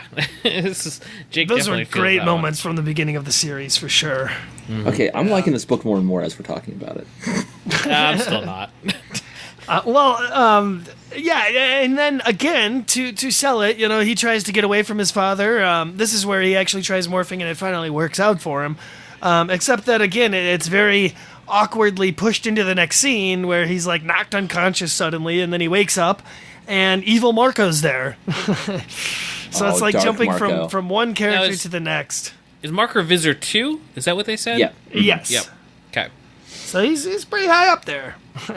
Assuming there's a Visor 1. And I like Machiavellian Marco. That just makes sense. I love Dark Marco. He'd be chewing up scenery in every scene he's in. Well, I love that they point out that, he tries to use some of Marco's old wit, and Jake's I can tell, he doesn't have what the real Marco has. He's trying to copy him, but it's not the same. It is sad when he brings real Marco to the forefront. He's just this babbling, so surprised he has speech, doesn't say anything. Well, no, I think it's more than that. I think it's that he refuses to speak. He's just kind of like He doesn't want to be No, used. I got the impression that he's like he's trying to talk to Jake, but then No, it was more like because the controller was like, here, I'll relinquish control to the real Marco. Say hi, Marco. And Marco's just like, no. Which is a very no. Marco I pictured move. it like like he didn't give him that like. He expected Marco he expected Marco to sob and just, Jake, I miss you or whatever, but he didn't give him that. So that was kind of a neat moment. I was expecting Marco to be like, "Hey, Jake, want to go play some Sega?" Yeah, like he has not been Marco. paying attention. Or Darko. Ooh. So yeah, and Dark Marco's there to kind of threaten Jake along, and in fact he's got Cassie taken hostage now somehow, and he's like, basically we're gonna kill her if you don't do what we want to do, and for some reason he's like, we're gonna let you go, but we're watching you. Yeah, that's super weird, and it makes sense because he knows that Jake is supposed to meet up with a senior member of the EF, and so they want to find out who that is. I guess it seems like Jake though is like they would think at this point. If I were Dark Marco, I would know Jake too well to be like, that's gonna bite us in the ass if we is trying to get this EF thing worth it to let Jake, the person we had to take out first to get this whole ball rolling. Well, also free. not only is he dangerous because he's the leader of the Animorphs, but also any controller with an Animorph body should know how dangerous it is to let an Animorph out of your sight. Period.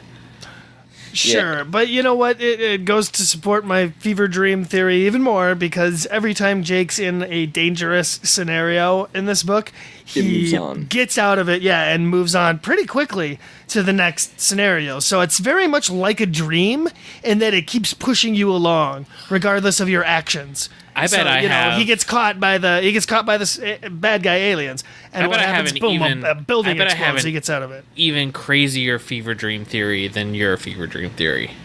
Maybe it's like Dreamception, the Inceptioning Part 2. So this part I actually really like. Parts of these two parts. I think we can combine talking about these Jake parts. goes to the most He goes to a Isley nightclub. Cantina or what? Yeah, no, I don't think that matters. But the kitchen scene with that beat part up definitely Rachel matters. Yeah, that's Like I think the that's nightclub scene matters, I feel, because it shows like how they've kept the controllers complacent. Like I feel this is a way they've helped prevent a rebellion. Is that they talk about all the different foods and stuff they could have. Like this is a way to keep your host body complacent in that they have these big work hard, play hard things where it's like, okay, yeah, we're taking over, but when we're not doing what the Yeerks want, we get to eat as much as we want, we get to hang out in this place. They had all the junk food that that's humans basically just from the Power Rangers movie. It's that same club that they all hang out with. The ooze. the kids all join. Yeah, it's rollerblading. And it also for me is just the advanced version of the sharing. It's like a big group place where they all hang out. They all eventually at this stage everyone has a Yeerk, and it's just that way it's closer to the little fast food joint they got running down in the Yeerk pool. I mean, it's just an advanced version of that. They just kind of feed their human needs, so to speak, because humans are we're needy, complex creatures, Yeah, but I really want to get to the Rachel part because I think that's the important thing of the scene. I like this is a nice note at the nightclub. You're right. That's a good set up and a little introspection into the. But this is where we get to drop that. Cassie had mentioned earlier that Rachel died outright, that they killed her right away because they knew she wouldn't make a good host. She'd go down fighting. She'd be more trouble than she's worth, so they killed her. But here we find out, she's not dead. Go ahead, Coleman. Yeah, and it's just a reversal of the themes of the series. Rachel is their beautiful cousin who is a crazy warrior, and now in the alternate future in Jake's mind, she's a disfigured, wheelchair-bound intelligence person. It's the exact opposite of her character. I think the wheelchair is very important because a big part of her identity was being a gymnast, and now she can't do anything. Oh yeah, she's super confined. Yeah. So she's almost like a Nothlet in her own body, So we already know at this point in the series that Jake is worried about Rachel. He's starting to worry about Rachel. She's a human Vickle. So this is literally his greatest worries, the flip of the coin of what Rachel could become. Oh no, she's a dishonorable Vickle. Desperate to bring that book back. X will never talk to her. X will remember her how she was. Yeah, there we go. Gosh. Anyway. But yeah, Rachel's there to, come out of retirement, so to speak, and give him the old, hey, you're back in the game, kid. You gotta get in there and you gotta disrupt this moonbeam. I imagine Rachel's been, chain smoking. She's got a Nick Fury eye patch and a cigarette. Well, really, it's just a cigar. Really, it's just like Carrie Fisher in the original Star Wars versus Carrie Fisher in the sequel trilogy. That's how I picture it. Yeah, but she's in a wheelchair, so she's wheeling along as she's talking. Yeah. Well, her in a wheelchair, I imagined her having no legs for some reason. I think it says that. I think it says she has no legs. It could be. I think it says that. In the book. Maybe I pictured that because the book told me to picture that. Yeah, but she basically gives him the information that it's hey, they're going to use this moonbeam thing. And all you gotta do is disrupt it a little bit, push it off course, and it won't hit the moon in the right way, and they'll be shit out of luck, I guess, forever. So that's the plan, effectively. And then she's like, hey, go hang out with the other free humans, which Jake spends a little bit of time chatting with their group of well, we have to mention that the way he gets down there is he's heading towards the public library, which is where she told him to go, and he falls down into an opening into the ground that opens for him, but I guess chose him. Conveniently, yeah. I almost pictured this as the Eric's hideout. I was half expecting Eric to pop up. I'm surprised they didn't. And if this had been the Megamorphs book, I'd really hope they'd include the Chi and what happened to them. Yeah. The underneath King residence, their huge underground lair. That's what I almost thought this was. And it totally could have been, except it's in New York for now for some reason, Yeah, they ruined that, I guess. Well, what the hell are the Chi doing sleeping on this? Pemolite technology. I bet they got these little hidey holes all over the world. You think they figured out the Chi and then destroyed them? Maybe. That'd have been a really, really cool short or a chapter or whatever. Is just them figuring out Chi and going around and testing all the controllers and figuring out which ones were androids and holographic disguise, and then systematically destroying them and dismantling them for their technology. Get into it all? What happened to the Pemolites' hideout? The Chi's hideout? Because half the town. We'll get to it. I'd assume so. I read the ending. I know the ending, and Eric has a. I know Eric has a place in the ending. I just don't know if they ever reference their underground lair and whether it's safe or not. Maybe.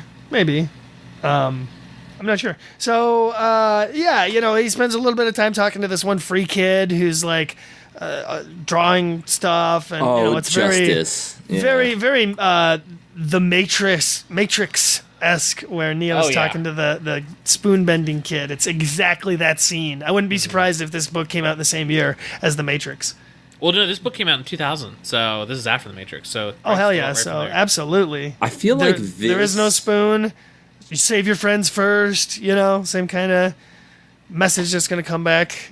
I feel like this scene was written first and was so when she got the outline, the ghostwriter for this book got the outline from K. Applegate. I feel like this was the scene she wrote first, and the rest of the book was a way to justify this scene in. Because for some reason, the way this scene is written, it just feels like this is supposed to be the most important scene in the book. The whole thing where it's justice and rescuing. Absolutely, and that's what I'd go back to the beginning, where Jake was leaving his friends behind, leaving him to scrap for himself. This is where he's it's dawning on him, oh yeah, even though we are an army and this is a war, I still I need to keep my friends, because that's the one thing that's really grounding me in humanity right now. Is the friendships that I had with these people. And I can't treat them as expendable pawns. As much as, that's what a army leader would do. That's what's going to separate us from the Yeerks, is that I refuse to sacrifice my friends. Everybody wants to equate the greater good to a military leader, and that is such horse crap. Yeah, I'm with you. We talk about basic ethics and how we have developed that. If you go take an ethics class, in college or in high school or anything, they're not going to tell you your little monkey sphere best friend is more important than the greater good.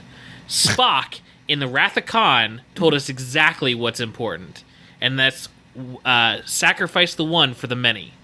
So, and the great taste of Charleston Chew.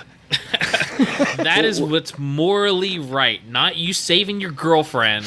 It's saving millions of people. Hey, my girlfriend definitely is the one that we should save the most. I wouldn't save your girlfriend. Hey, save the cheerleader, save the world. But what I like is, I think... Throw in a Heroes reference. That's what this podcast needs. Yeah, I think that's where we've gotten the most obscure. But what I think is very important is the fact that Justice is a little kid. Because in going with the fact that this whole thing is written as like a dream metaphor, it's Jake having to remember. Little Jake. It's little Jake. He's having to remember that, hey, I'm 15. I'm a kid. And I was much younger when this started. Like, I was like 12 when this whole thing was going on. So it's the fact that, like, now, he's got this big ultimate mission now in his 25-year-old body. But the ideals that he needs to hold so close are in this little kid. Which, again, I have a problem with. I know it's like this. I feel like this is a modern thing to say that saving your own soul is more important than actually saving a lot of people and lives. Well, the thing is, I think that's what the book's trying to say. I think it's very much trying to say, and I think a lot of other modern media are trying to say the same thing, that it's more important to do the right thing no matter what.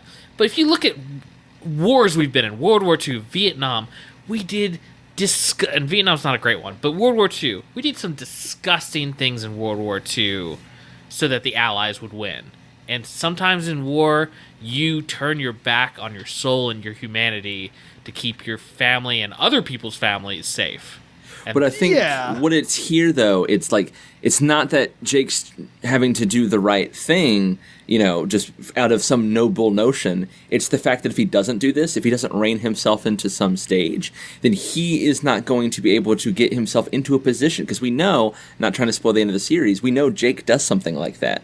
But in order for Jake to just keep from absolutely shutting down, to keep from going bull goose loony and not being able to lead the Animorphs anymore, to fight this war, see, you don't know that. He's got to reclaim. So I don't know that. But that's what I think. This book doesn't say what he does. It doesn't. That's what I'm saying. Is like, I think though that this book is saying that at this point Jake is losing it, and in order to keep himself from losing it and still being able to fight another day, he's got to reclaim something. I see it much more as Jake realizing that this little kid is a child and doesn't have the capability to make the right decision. And him making the decision at the end of this book to save millions and not Cassie is what helps him make the decisions that lead to the end of the book and those decisions he makes at the end of the book. Oh, well, that would be a lot cooler, especially if you figured, well, this version of Cassie is not the Cassie I knew and started with, so she is not worth saving anymore to me than the bigger picture. The romantic option. Good point. The romantic option. I'm not talking about... I want to go back... Real quick. I just want to shoot this home.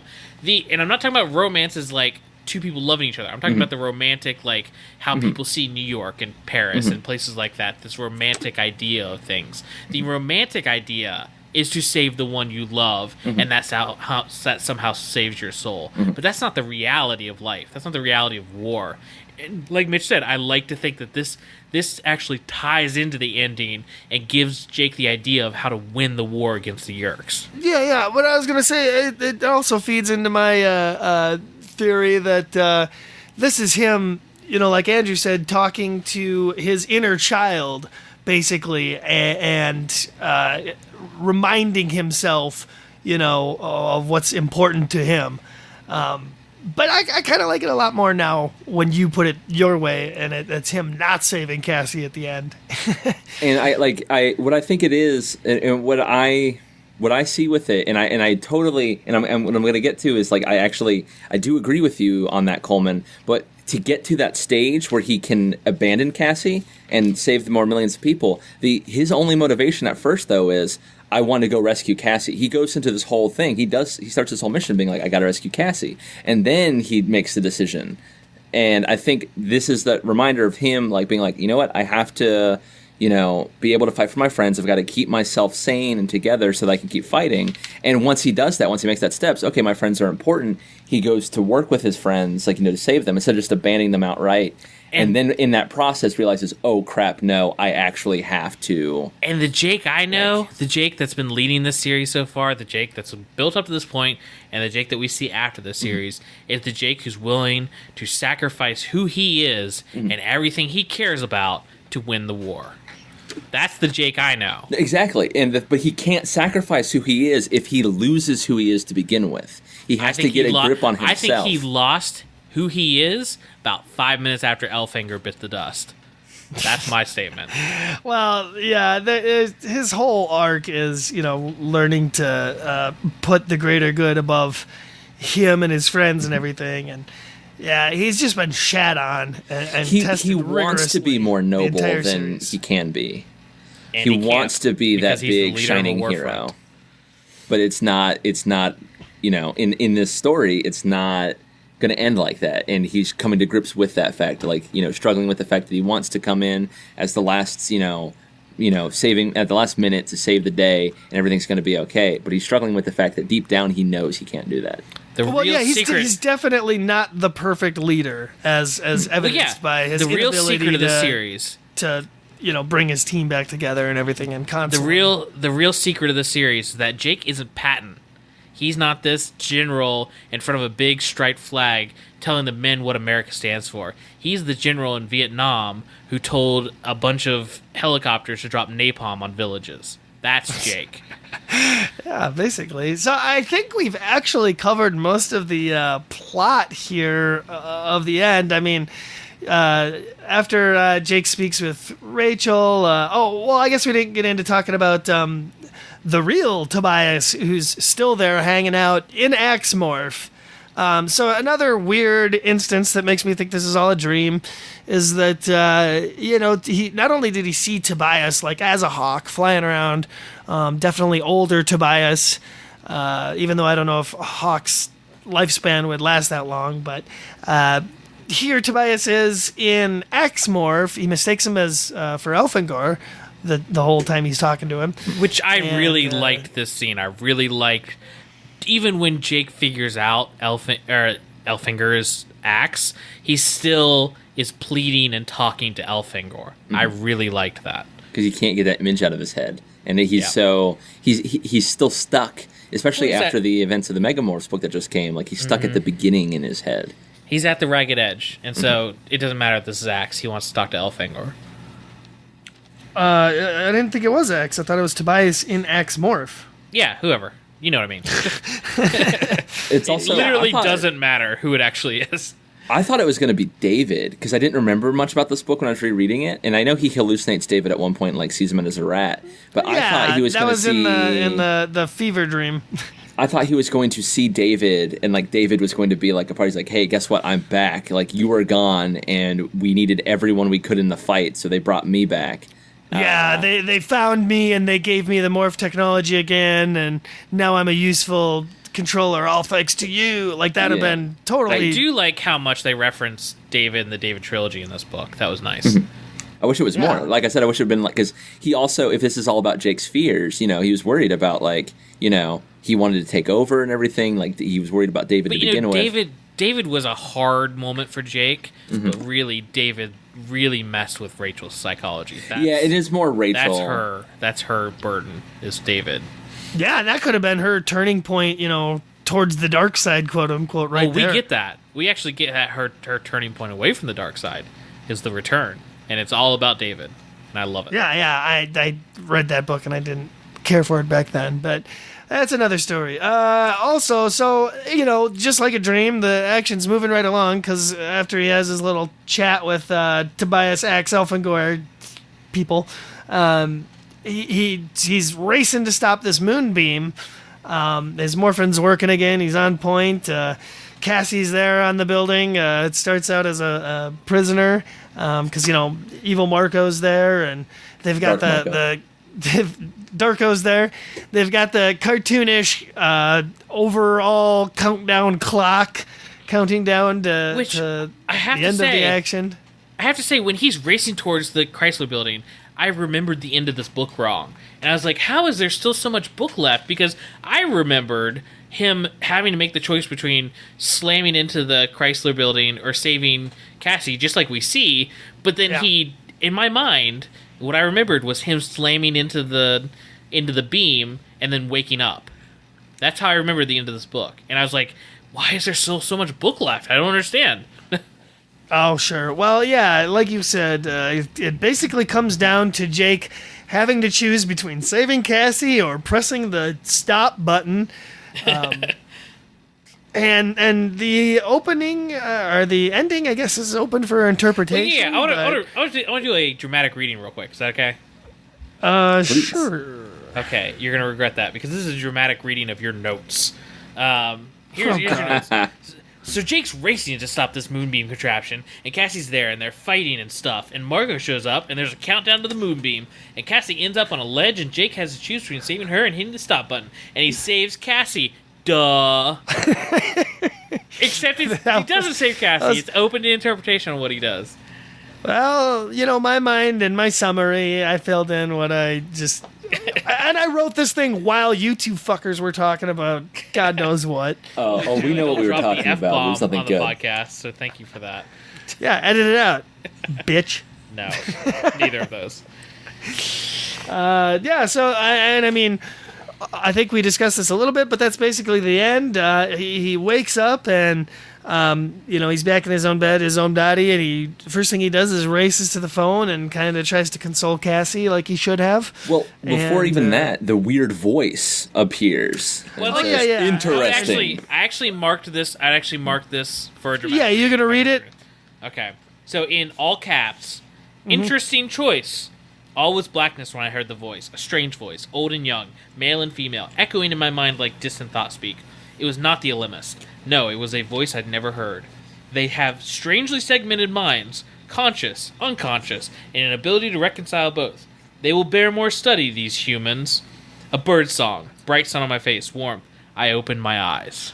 Yeah, okay, so it's quite clearly a dream, some kind of form of subconscious tampering, because this whatever being... I think we need to stop. I think we need to stop right now and tell our theories on what this book was. Starting with you. Yes, I have a theory. I would really love to be the case. Is this book happens, and when we hear that voice and everything, and Elamist and Crayak are like chilling out up on the cosmos, looking down. They're like, yes, truly, we are the lords of balance here in the universe. And they're all shit talking how powerful they are. And then all of a sudden you hear a voice from off screen. It's this all caps one. And it's like, what are you two doing over there? And then you see them like totally submissive. They're like, oh, we're just governing the balance of the universe for you, my lord. And then it's like fucking Yahweh, or, like the Christian God appears. Nice. And that's it. Yeah, he's got an interest in Jake. Wow. So Mitch thinks it's the Christian God. Okay, that's surprising to me. I think it's not meant to mean anything. They clearly had no idea what... They were just like, this is a one-off. This is a fun concept, and here's a weird explanation. Andrew, your turn. Go. Okay, so I think it is obviously some other extraterrestrial force. Something that is not in any way connected or affected by the Yeerk War going on right now. And that what it is it's just some watcher-like force, right? Something that's just exploring and probing. And it has nothing to do with the Yeerk War or anything, or the fact that Jake's an Animorph. It just picked Jake randomly. And it just so happened that the probing it's doing, if it had done this to me, it would have been some bizarre mishmash of me trying to move to France in the future, and my girlfriend would be there, and she'd be all mad at me. Although I guess that's not really your future fears. Yeah, it would just be that. Just me confronting my fears, like the Energizer Bunny. And that it has nothing to do with it. It was just a coincidence. And so it is all about, testing the humans' fears, testing what they hold dear, how they will react in these situations. It just so happened they picked the leader of the Animorphs, completely unrelated not even swayed by that fact. That just happened to be who they picked. I like your theory, but I don't think it was a random instance because I think it probably observed Jake in this previous battle and maybe other battles before then. Or maybe it's on some cosmic level with the Elemist and is aware of, the stuff that's going down. But see, like, you could have witnessed that battle, but in its frame of reference, it doesn't know that that's not a normal thing for humans. Like, maybe some of these humans can just change into other animals and they fight other alien things. But I don't think it's directly, like, trying to observe an Animorph. It just picked Jake for some reason, and that's what we got out of it. Okay. Coleman, you clearly want to. Yeah, you clearly want to explain your theory. Yeah, I disagree with both of you. I don't think this is an alien force at all. I think the end of this book is exactly like the beginning of this book in the sense that we see Jake and his mind playing tricks on him and going through a dream sequence and a nightmare. And I think we have every clue we need in this book to say that this is all in Jake's head. The entire thing from him closing his eyes to him opening his eyes. And I think that's supported by the dreamlike sequence of events, how it's jumping around. Things said at one point change after a few minutes. It's all about his fears. It's all subjugated by one of the worst battles they've ever been in, complicated by the fact that he failed Cassie, and that's a big deal to him. He knows what he did walking away from her. And there was even a point in dialogue where... you guys got to talk your piece without being interrupted. No. Let me finish off. So it's all predicated by that Cassie moment and him failing her and him failing the team and feeling like he's failing the Animorphs. And that's what it's all about with the phone call at the end and calling her first. But I think it's not a real intelligence force. Even though if that was a little playful game by the writer, I still think within the context of me reading this book, it makes sense that every part of their lives and every part of being Animorphs shows up in this book. And like the different sides of a coin with different things. And I think it makes sense with their interactions with Krayak and the Elemis that his fevered dream ends with him thinking it was yet another cosmic force talking to him, explaining it all away. And but that voice doesn't sound like it'd be his. This book is literally his mind breaking. After the stress is too much, he actually has a psychotic break, has this fever dream, wakes up. It's like when your fever breaks, you feel much better afterwards. I think this is his break. He wakes up, first thing he does is call Cassie. This whole book is realistic, no sci-fi whatsoever. It's just his fever dream. Boom. Yeah, that's more or less my feelings as well. I think we both think it's a dream. We just think like me and Mitchell think it's a dream that something prompted. Yeah, like, I'm saying no. I'm saying no alien force. But that voice at the end, though... is his. These are people who encounter gods on a regular basis. It makes sense that they would show up in the dream. But wouldn't he when he's waking up, he would. For me, I would think he would think it in the Krayak's voice or the Elemist's voice. No, because that's what's crazy is because it's nothing in the dream is actually related to him being an Animorph. It's not. You know what? You don't see one-to-one things. You see, so if he pictures some cosmic force, he wouldn't picture the Elemist or someone he knows. He'd picture some third party. His just dad. like the Orf. I'm going to say the Orf don't exist. It's a made-up alien in his head. Just because he knows he encounters aliens all the time, so his mind made up an alien and threw it in there. That could be it. I will say, though, that if this were like a movie or TV show, when he wakes up, that line would be delivered, and then he'd like turn his head, and a TV would be on, and it'd be like a classic Star Trek episode that just happened to have a line, or the Outer Limits, like totally relevant to his situation. Or it's just Tom whispering to him to mess with him as he wakes up and being like, "Haha, midget, got you." You're surreal. Then they high five, and he forgets that his brother is controlled by ears. Yeah. So okay, well, that's the end of it. That's the familiar, ladies and folks. What a weird, divisive book. It's, it was definitely not what I expected at all from the premise. But yeah, I don't know. Where will we start these reviews anymore? Well, I can start if you don't mind, just because I don't want mine to be a big build-up like my theory. Okay. I just want to jump in and just get mine out of the way. I loved this book as a kid. I really liked it. I read it over and over just because I didn't have all the Animorphs books. So having this one be one of the later books, it's just one that I went through a bunch of times. I really liked it. Coming back and rereading it, for some reason, it just didn't click with me. I think it's written really well. I really like the writer's style, like how descriptive they are. And I think the opening and the ending are perfect Animorph books. These would be 5 out of 5 if it was the opening and ending and that was the whole book and there was maybe some subplot in between it. But once you get into the sci-fi world, I became super uninterested in everything that was going on. It might just be that reading these back to back, we've hit this plot too many times. I've already seen too many alternate versions, and especially since we just read Back to Before, which I think is an amazing alternate history.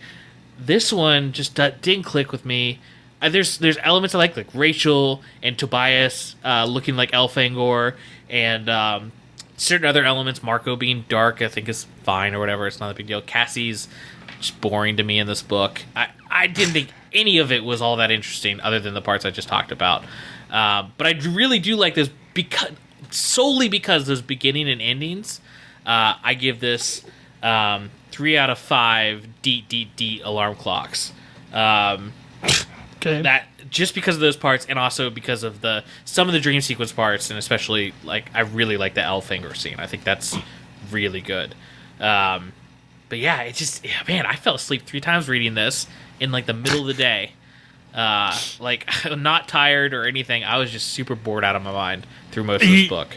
Yeah, sure. Andrew, you go ahead and tell us what you think. A note I want to hit on real quick is when in your sort of breakdown of what you thought happened, you called this a nightmare, and the French title for this book is Le Cauchemar, which means the nightmare. So I think that's super interesting.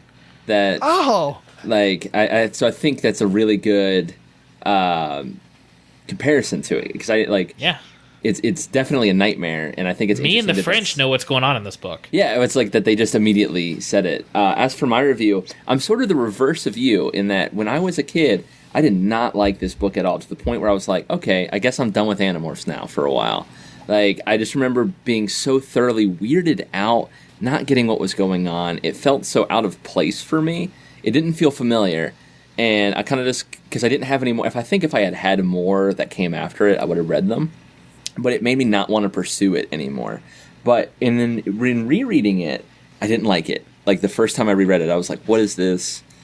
This is still so bizarre. And after I just read the other, and I really liked the other, so I was like, what? I'm not vibing on this. I reread it today, and things started coming to click more into place. And then just in this discussion, I've really turned myself around on it, and I really like it. I do agree with you. The opening and the ending are the absolute strongest parts. If those weren't there, this book would fall apart. But I think the weird dream logic, the nightmare stuff in between is great. It's a great way to explore Jake, and Jake is not a character I particularly care for. I would say he's my least favorite Animorph, and this book makes me actually really interested in Jake. Makes me really sympathize with Jake, feel for Jake, and find Jake more interesting than I typically do. So for all of those reasons, I'm going to have to give this 4 conveniently placed Sports Illustrated issues out of 5. I like that. Cool. Right on. And I'm glad that you got, something out of it that maybe some of us didn't, or you clearly got enjoyment of this book, and I think this book is genuinely pretty well received within the community. I don't see a lot of people knock it. I just hear it described literally as Jake's futuristic fever dream book, which is basically, I think, on point. And, there's not a whole heck of a lot I could say in my review that you guys didn't already say. I had next to no understanding or prior knowledge of this book, where it was going to go, other than that vague concept. And as I was reading it, it had a very strong start. Very cool having him wake up and get shuffled around. And I wish it could have spent a lot more time exploring what it was really like for the controllers living in this post-humanity society where everything is set up for the Yeerks. I mean, you get little snippets of him, interacting with the other controllers, talking about things that are really mundane, but are just out there, like, one of them was going to attend a class for, like, how to control your host better and stuff. And it's like, yeah, like, weird little things like that would have been so cool to spend time on. And honestly, I'm in the camp that I wish this had been the Megamorphs book instead of the previous, what ended up being the Megamorphs book back to before. I felt very much like both these books could have been written at the same time and written to Megamorphs length, and then they decided to cut one down, and this is the one that they cut down. I could have seen that happening. I think a chapter from post-apocalyptic Cassie's perspective would have been really cool. Could have seen her interacting with some survivors and acting very un-Cassie-like. Seeing, like a oracle like Rachel, wheelchair bound, and what her life is like. Seeing, Tobias in his Elfangor morph, kind of in the background calling shots. All really cool imagery things that could have been expanded on a little bit more. But, this book worked with what it had, and it definitely fit the whole Nightmare title. I think that's a very much more on point title if they'd have just gone with that. But for some reason, they wanted to shroud this whole plot in mystery. Anyway, I felt like going through it was a bit of a chore. It was just kind of following Jake along as he reacted to all these situations that he's put in. As I said before, I didn't feel like he was ever really in any danger throughout this, and that definitely added to my feeling of, well, none of this really matters. It's just kind of we're along for this ride, just like Jake is. And the ending was very, very disappointing, I'm going to say. Not enough closure. I just felt like it missed a couple of things that it could have done a little bit tidier. And I feel like it's not going to be addressed in the next book. So who knows what this really accomplished, other than showing us that, yes, the Animorphs are so crucial to stopping the Yeerks that they're not just... they don't have the fate of humanity on their shoulders. They have the fate of the galaxy on their shoulders. So, yeah, it's a decent book. It's definitely like a 3 out of 5 continued idleness violations or citations, whatever they give out. That's a good one. And, it kind of reminded me... Well, never mind. I was going to say it reminded me of the future in Demolition Man. But it's not at all like that. That was like a utopian future. I gotta agree, this should have been Megamorphs. I want to see Dark Marco's perspective. This would have been so much better, and I think it would have been so much better if A, the title was The Nightmare, like it is in French, and B, it left out that voice at the end, because I think that voice is the thing that makes it so much more... Because you could still have it be like, did this happen, or was it a dream, even though it would be much more obvious it's a dream. But you could still leave that open to interpretation when he wakes up, especially if you don't say, oh, it must have all been a dream. If he just wakes up and go about his day and calling Cassie and like just end there without that stupid voice, that would have been a 5 out of 5 for me. I just thought of a total hashtag I want that book, because you said, it'd have been super interesting to get a chapter from Dark Marco's perspective, only he is paired with Visor 1 or old Visor 1, his mom. She's maybe she's been demoted to his servant or something, and you see him smack her around and just treat her like shit. And you get Marco's inner monologue of I don't want to be hurting my mom or doing. See, okay, there, Mitchell, you took that to a dark place. I know. I know. See, they could do that. My hashtag, I want that Megamorphs book, is this book as a Megamorphs book, and it's after the same opening, same battle from Jake's perspective, first chapter. Everything ends the exact same way at the beginning of it. They all go home, and they all have completely different fever dreams of their worst fears of the future. And so we see completely different interpretations, each chapter jumping in between these completely different storylines of the future and how it could turn out based on their worst individual fears as Animorphs. That's the book I want. Similarly, in some way, something to tie it together. Yep. Yeah, something even you could have a ray of hope at the end where they all kind of end it the same way or making the same decision or something like that. What if Tobias's worst fear is being trapped back in his human morph and being removed from the battle? That'd be amazing. Having to choose between like his human morph thing and his love for Rachel. Like, does he want to be a hawk? Does he want to be with Rachel? I don't know. Getting to the end of the series, I don't think they're in love as Cassie and Jake are. No, God, no. I think Tobias has definitely realized, like, oh man, I should not get into it with this chick. I think that they're could be dating, a part in and they're really important to each other. I don't think they're romantically in love. And you could like address that directly with your like hypothetical Megamorphs book. Is him realizing like, oh God, my fear is like that I'm leading Rachel along. Like him confronting. Everybody the fact, else. like, everybody else would be having this crazy sci-fi alternate future dream. And Tobias is just normal everyday life as a human in a loveless marriage. Yep, like, yep. Boom. I think it would be a really cool moment seeing Tobias kind of reason that like he knows he's not going to get this like fairy tale ending with Rachel where they get to retire and be humans and love and stuff. Like he's gonna realize like she is gonna go down fighting and definitely die, and like I'm probably worms. gonna die too. And or them realizing, or like in Tobias's dream, they like win the war and realize that outside of the war they don't have anything in common and they're not really compatible. Oh God, I want this book so bad. Oh, that just sounds like the end of that Rick and Morty episode where they bring order to the wasteland and Summer becomes dissatisfied with her marriage. Well, anyway, that's the book I want. But yeah, good review. So wait, we all landed. So I landed a 3 out of 5, and didn't really care for the book other than certain parts of it.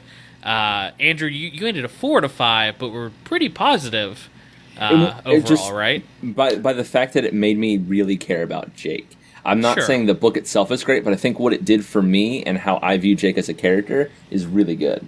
Okay, and Mitch, I think I missed your score. What would you give it overall? I gave it a 3. I'm in the middle of the road. I mean, I like Jake books in general, and it's just now as an adult, I'm realizing just how much torture Jake is being put through as the leader of the Animorphs and having to make decisions that these other team members aren't necessarily struggling with. And just how on point he has to be, as you mentioned, with his home life and Tom, a high-ranking controller, being in the house with him, and he's constantly torn between his duties to save humanity as well as like these friendships that are holding his humanity intact. And I think his story arcs, definitely in the last book, is one of the most interesting of all the characters.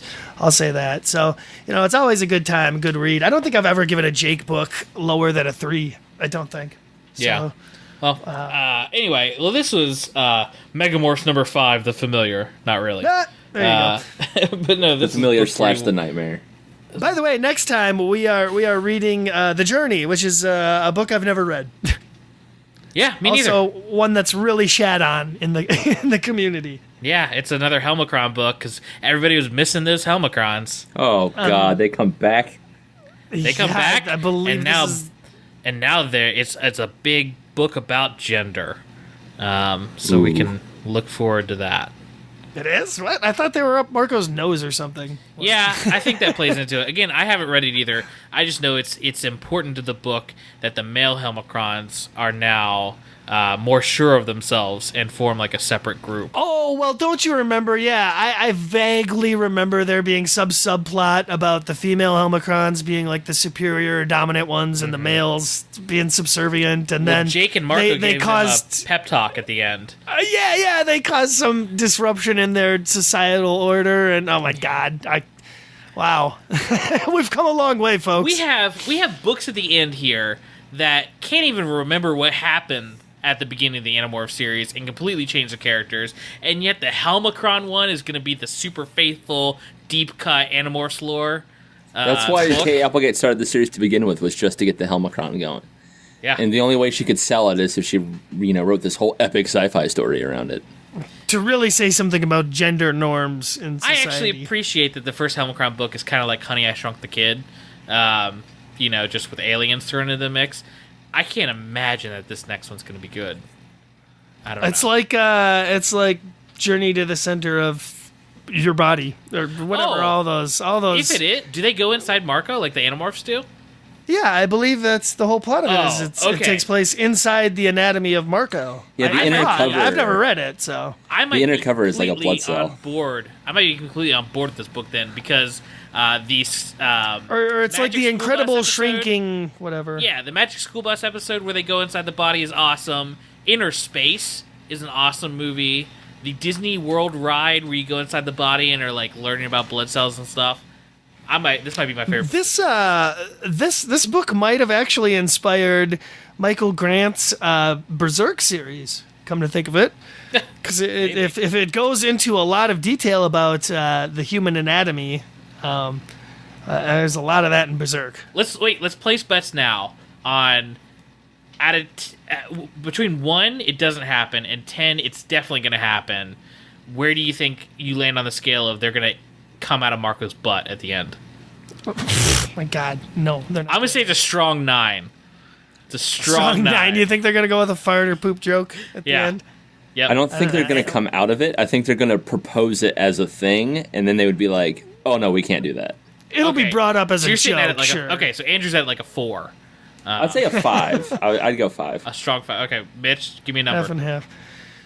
I'm like I said, I think they might reference it, but I don't see it as a serious option. So sounded it's like a 2. maybe a 6. A 6?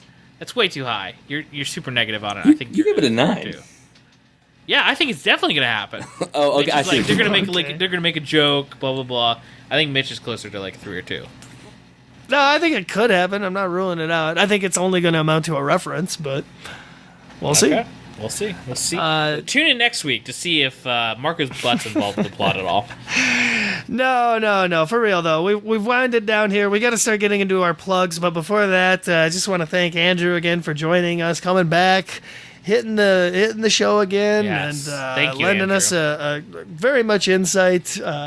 Always great to have. Well, I feel like it you worked do a good job. It worked having someone who appreciated this book between our voices, because we could have been really down on this book if Andrew hadn't have been here. Sure, so I'm glad we had the other side of the coin.